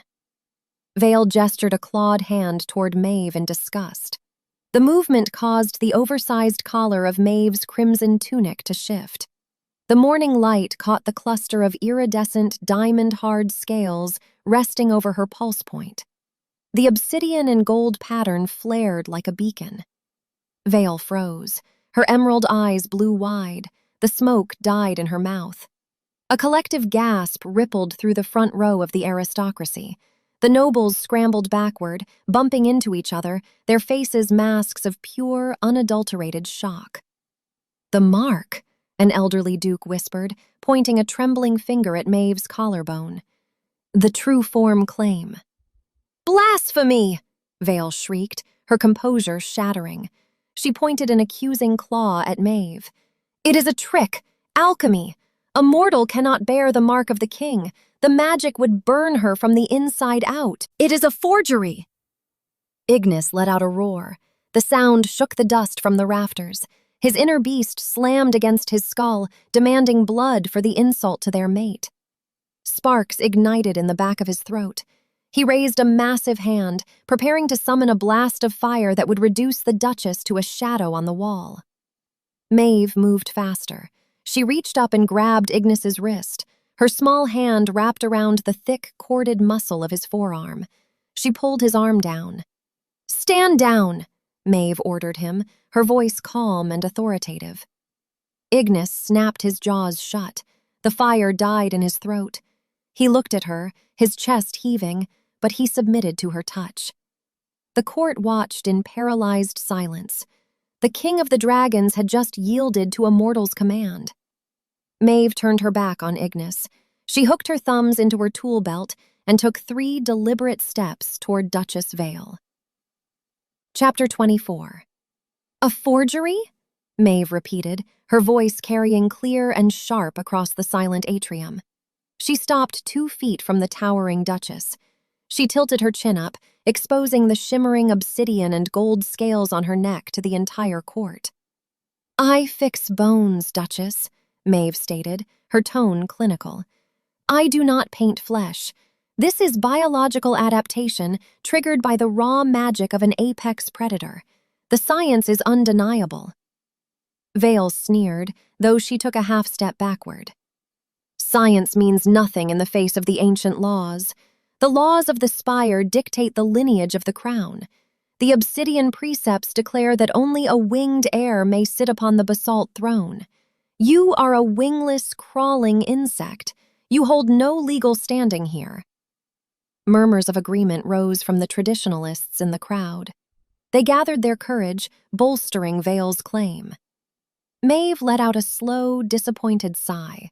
She unhooked a heavy iron wrench from her belt, tapping the metal against her thigh in a steady, metronomic rhythm. "You aristocratic purebreds are obsessed with aesthetics," Maeve said, shaking her head.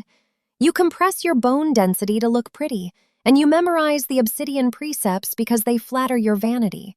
But you completely ignore the foundational texts of your own kingdom." Vale bristled. "Do not lecture me on our history, human." "Someone has to," Maeve countered. She stopped tapping the wrench. She pointed the heavy iron tool directly at Vale's chest. "Because you forgot the Basalt Covenant." Silence slammed back into the room. Even Ignis straightened his posture, his golden eyes narrowing in surprise. The Basalt Covenant was an ancient, brutal text, predating the modern court by millennia. It was housed in the deepest restricted section of the Royal Library. "Section 4, line 12 of the Basalt Covenant," Maeve recited from memory, her voice ringing with absolute authority. She had read the text during her hours of downtime, treating it as an engineering manual for Dragon Society. "The claim of the true form beast recognizes no crown, only the blood bond. The choice of the beast supersedes the politics of the scale. To challenge the mark is to challenge the mountain." She took another step forward. Vale retreated, hitting a basalt pillar. "The physiological magic of the dragon form does not select a mate based on political alliances," Maeve lectured, breaking down the law with flawless, mechanical logic. "It selects a mate based on survival. It selects for resilience, intellect, and the capacity to balance the king's destructive nature. The beast chose me." Maeve swept her gaze across the gathered nobility. "The obsidian precepts dictate the rules for a peacetime court," Maeve continued, her voice echoing off the high ceiling. "The Basalt Covenant dictates the rules for a species fighting for survival. And right now, Warlord Rorik is massing frost dragons on your northern border. You are not at peace. The Covenant overrides the precepts." She turned back to Vale. "Therefore," Maeve delivered the final blow, "my mark is not just a biological reality. It is a legally binding decree of absolute sovereignty. I am the queen of this spire. And according to Section 5 of that same covenant, questioning the legitimacy of the marked mate during wartime is an act of high treason, punishable by exile to the sulfur flats." The atrium fell dead silent. The legal trap snapped shut with the precision of a steel bear trap. Maeve had not used fire. She had used their own ancient foundational laws to strip them of their arguments. Vale opened her mouth, but no sound came out. The green-scaled Duchess looked to her followers for support. The nobles averted their eyes, staring at the polished floor. No one wanted to argue against a charge of high treason. Ignis stepped up behind Maeve. The heat of his body settled over her shoulders like a heavy cloak. He looked down at the woman who had just conquered an entire kingdom using nothing but a wrench, a canvas coat, and her brilliant mind. His inner dragon purred so loudly the floorboards vibrated. Queen. Smart queen. Perfect. "The contractor has issued her ruling," Ignis announced, his voice booming across the hall. He locked his golden eyes on Vale. "Gather your silks, Duchess. You have until nightfall to reach the sulfur flats. If I find you within the spire borders tomorrow, I will let the queen test her new wrenches on your misaligned wings." Vale flinched.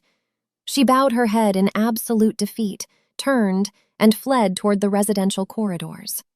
The rest of the court followed suit, dropping to their knees in profound, terrifying submission. Ignis reached down, wrapping his massive hand around Maeve's. He laced his fingers through hers. "The Basalt Covenant," Ignis whispered, leaning down to her ear. A dark, amused rumble vibrated in his chest. "You read ancient legal texts while waiting for alchemical paste to dry." "I hate inefficiency," Maeve replied, leaning back against his chest. "And I refuse to lose an argument to a woman who doesn't understand rotational physical therapy." Chapter 25. War horns shattered the morning calm. The guttural blast vibrated the volcanic glass windows, rattling the brass latches on Maeve's locked titanium chest. She stood at the center of her makeshift clinic quarters. Ignis stood beside her. He wore a fresh black leather combat vest, the laces pulled tight over his rib bandages, replacing the one he shredded days ago. The siege had resumed. The guard captain sprinted down the corridor, his boots striking the polished stone. He stopped at the open doorway, gasping for air. Rorik approaches from the northern glacial ridges. He brings the full armada, dozens of frost dragons in the sky, hundreds of ice trolls marching on the ground. "The perimeter wards?" Ignis asked, his voice a low, dangerous rumble. "The warlocks finished the weave an hour ago," the captain reported. "The magic holds for now, but it will shatter under a concentrated assault. Rorik aims for the main courtyard." Ignis turned to Maeve. His molten gold eyes tracked the shimmering scales on her collarbone. "The vault, now." "No," Maeve countered. She did not raise her voice. She walked to the heavy oak table and grabbed a rolled parchment. "I spent the last 3 days analyzing the spire's architectural blueprints. The royal vault sits beneath a compromised throne room ceiling. If Rorik drops another beast on the dais, the rubble will seal the ironwood doors forever. The vault is a tomb." Ignis stepped closer, his jaw tight. "I cannot fight Rorik in the sky while worrying about frostfire burning you on the ground." "You won't worry," Maeve stated. She unrolled the parchment across the table, weighing the corners down with a pair of iron wrenches. "You will command the air. I will command the ground." The guard captain frowned. "With respect, Queen Maeve, you are a healer. This is a siege." "I am a mechanic," Maeve corrected, tapping a grease-stained finger against the map. "And your enemies are biological machines. Frost dragons possess a rigid skeletal structure to support their heavy ice armor. The cold temperatures freeze the fluid in their cervical vertebrae. They suffer a massive blind spot on their lower flanks and require wide banking angles to turn." She looked up, meeting the captain's slit pupil stare. "They rely on brute force. We will use leverage. Gather your ground troops in the central courtyard. Bring every heavy steel cable from the lower armory. I will bring the hydraulic winches from my chest." The captain hesitated, looking to Ignis for confirmation. Ignis looked at the woman standing over the war map. The fear that had gripped his chest 3 days ago morphed into a burning, profound pride. His inner beast slammed its tail against his skull in approval. "Smart queen. Let her hunt." "You heard the queen," Ignis commanded, his voice echoing through the room. "The ground belongs to her." The captain struck his fist against his chest in a crisp salute and ran back down the corridor. Ignis walked around the oak table. He stopped in front of Maeve, his massive frame casting a shadow over the blueprints. He reached out, resting his calloused hand against her cheek. His thumb brushed the iridescent scales on her collarbone. The scales pulsed with a warm, steady heat, a physical tether between their bodies. "Rorik wields the glacial spear," Maeve whispered, her pragmatic facade cracking for a fraction of a second. "He will aim for your L4 vertebra again. The bone is set, but the surrounding muscle remains tender. If he lands a direct hit, the joint will fail." "He will not land a hit," Ignis promised. He leaned down, capturing her lips in a hard, uncompromising kiss. The taste of ash and mint filled her senses. The purr rumbled deep in his chest, a battle drum of pure adrenaline. He pulled away, his golden eyes blazing. "Hold the courtyard, Maeve." "Clear the sky, Ignis," she replied, picking up her heavy leather tool belt. Ignis turned and strode out of the quarters. The air pressure in the corridor shifted, dropping as his body prepared for the vacuum of the shift. Maeve strapped the heavy leather belt around her waist, the familiar weight of the silver-inlaid mallets and steel pry bars grounding her nerves. She stepped out of the room, heading toward the central courtyard. The Obsidian Spire thrummed with frantic, chaotic energy. Servants carried crates of arrows up the stone stairs. Warlocks chanted in unison from the upper battlements, their magic casting a faint, sickly purple glow across the basalt walls. The temperature plummeted.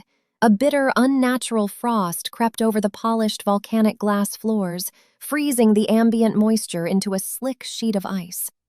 Rorik's vanguard had arrived. Maeve marched through the chaos. She did not wield a sword, she did not possess combat magic, but she carried an unparalleled understanding of anatomical failure points, and she intended to break Warlord Rorik's army bone by bone. Chapter 26. A deafening crack of displaced air signaled the king's ascent. Maeve looked up as she burst through the brass doors into the central courtyard. Ignis erupted from the highest balcony in his true form. Black and crimson scales shimmered against the bruised, ash-choked sky. He let out a roar that rattled the mortar in the walls, a challenge to the encroaching storm of frost dragons. The aerial clash began with a blinding flash of elemental fury. Ignis slammed into the leading wedge of white beasts, his jaws snapping the wing joint of a smaller drake. Fire met ice in a chaotic, explosive dance high above the spire. Maeve dragged her attention back to the ground. The central courtyard formed a vast, open square surrounded by towering basalt pillars. A squad of 40 elite guards stood in tight formation, their obsidian armor clanking, broadswords drawn. "Break formation!" Maeve shouted, sprinting toward the center of the yard. She grabbed the first heavy spool of steel traction cable from the armory pile the guards dumped on the stones. "Standing in a block makes you a target. Scatter to the pillars." The guards hesitated. The guard captain, his face smeared with fresh soot, barked the order. "Listen to the queen! Scatter!"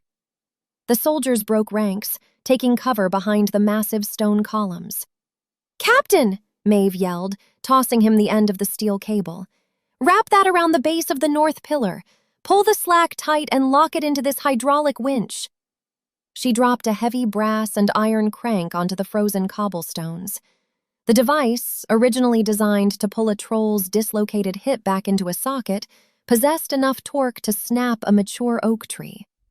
The captain grabbed the cable, sprinting across the ice-slicked stones. He wrapped the braided steel around the pillar and secured the lock. Maeve bolted the hydraulic winch to an iron grate in the floor, cranking the lever until the cable pulled taut, hovering 3 feet above the ground. It formed an invisible, lethal tripwire across the main breach point. "A frost dragon's carpal joint hyperextends when they land," Maeve explained to the guards crouching nearby. She wiped a smear of grease from her brow. "They use massive forward momentum to absorb the shock of their own weight. Take away the momentum, the joint fails." A shadow swept over the courtyard. The temperature dropped another 10 degrees.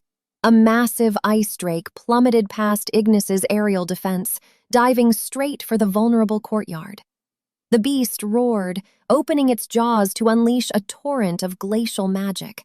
Its diamond-white scales deflected a volley of arrows from the battlements. "Brace!" Maeve commanded, dropping behind the iron winch. The drake flared its wings, extending its heavy forelegs to land. Its talons struck the cobblestones, shattering the ice. The beast carried the momentum of a falling boulder, charging forward to crush the guards. Its front legs hit the tension cable.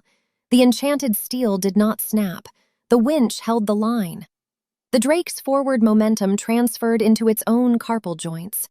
A sickening, explosive crunch echoed off the courtyard walls. The bones snapped with the volume of a falling timber. The drake shrieked, a sound of pure agony, as its front legs collapsed outward at a grotesque angle. The massive beast pitched forward, its snout plowing into the frozen cobblestones, sending sparks and ice flying into the air. "Strike!" Maeve yelled, pointing at the grounded, immobilized beast. The guard captain led the charge. The guards swarmed the downed drake, driving their broadswords into the vulnerable gaps in the creature's neck armor. The beast thrashed, but the shattered forelegs rendered it incapable of launching back into the sky. Within seconds, the drake lay dead on the stones. The captain pulled his blade free, chest heaving. He looked at the dead monster, then at the simple steel cable, then at the mortal woman in the canvas coat. A profound, terrifying respect dawned in his slit-pupil eyes. "Reset the winch!" Maeve ordered, pointing to another massive spool of cable from the armory pile the guards had brought. "String a cross line between the eastern pillars. Aim for a height of 6 feet. We're going to break their collarbones next." The guards did not hesitate this time. They moved with frantic, disciplined precision. They grabbed the cables, hauling the heavy steel across the courtyard. Maeve directed the angles, calculating the descent trajectories of the incoming beasts. She turned the courtyard into a biomechanical slaughterhouse. High above, Ignis unleashed a torrent of fire, incinerating a frost dragon mid-flight. He glanced down, expecting to see his courtyard in ruins. Instead, he saw 3 massive ice drakes grounded and dead, their limbs shattered by invisible lines of steel. He saw his queen standing in the center of the carnage, a wrench in her hand, commanding his army. The inner dragon roared its absolute devotion. Our mate, our queen, unbreakable. Chapter 27. Warlord Rorik realized his vanguard was failing. The massive, scarred blue dragon circled above the smoke-choked sky, his glacial spear gripped tight in his front talons. He watched his elite ground forces plummet into the courtyard, only to shatter their bones upon landing. He traced the lines of steel cable glinting in the firelight. He found the architect of his destruction, the tiny human in the canvas coat. Rorik let out a furious, deafening bellow. He tucked his wings and entered a sheer, vertical dive, bypassing the defending archers. He ignored the other dragons. He targeted the courtyard. He targeted the queen. "Incoming!" the guard captain roared, pointing a blood-stained gauntlet at the falling blue meteor. Maeve looked up. The sheer mass of the warlord blocked out the bruised sun. She calculated his velocity. The steel cables would not hold a beast of his size. The kinetic energy would snap the winch bolts right out of the floor. "Scatter!" Maeve commanded, abandoning her post at the crank. She dove behind the shattered remains of a basalt statue. Before Rorik could unleash his frostfire upon the courtyard, a streak of crimson and black slammed into his flank. Ignis intercepted the warlord mid-dive. The collision produced a shockwave that knocked the guards off their feet. Scales tore. Blood the color of molten lava rained down on the cobblestones. The 2 massive kings grappled, their jaws snapping at armored throats, tearing through the air in a tangle of wings and talons. Rorik used his superior bulk to force the trajectory downward. They crashed into the center of the courtyard with the force of an earthquake. The impact obliterated the cobblestones, sending a geyser of dirt and ice into the air. The dust settled, revealing the 2 behemoths in the crater. Ignis scrambled to his feet, his breath coming in ragged, smoking gasps.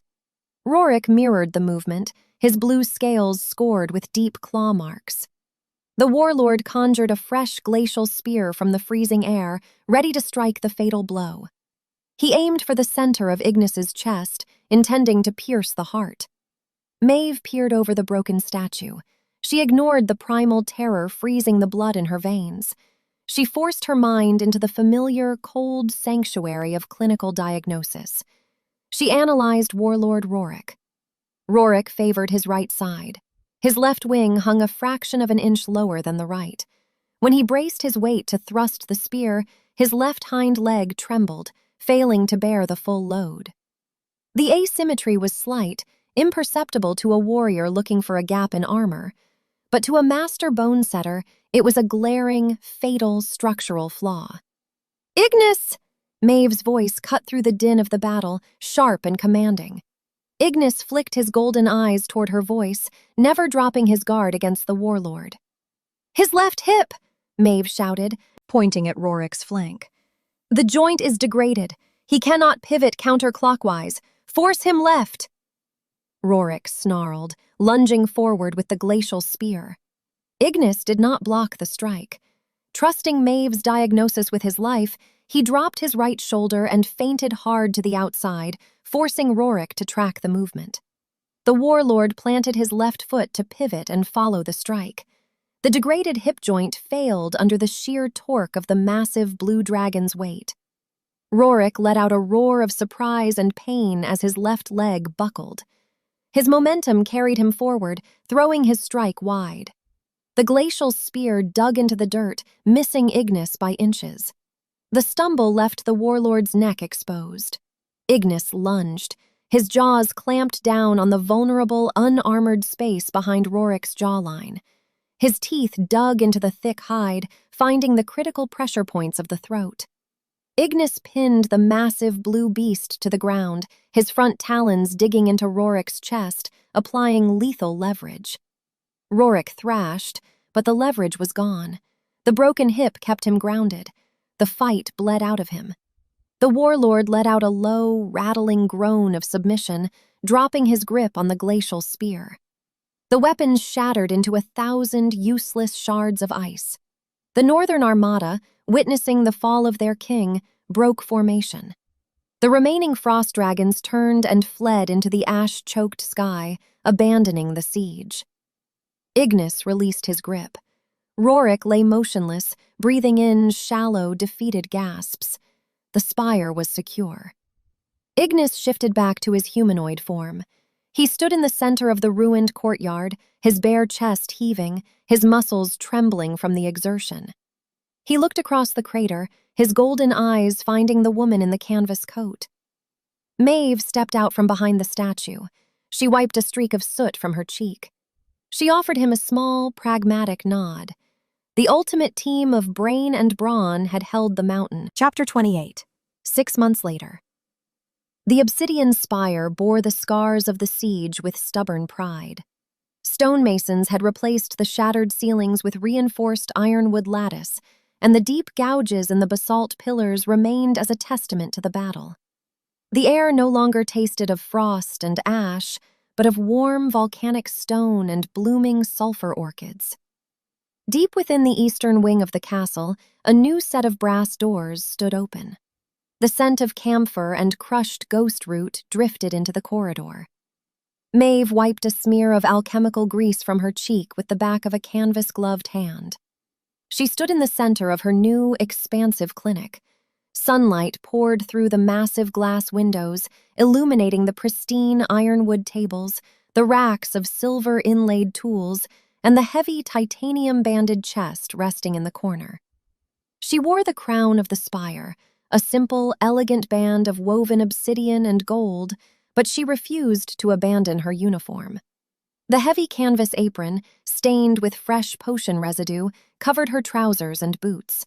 The iridescent scales of the true form claim shimmered on her collarbone, catching the light. The Dragon Court had learned to adapt to their new queen. Duchess Vale's exile served as a potent reminder of the Basalt Covenant.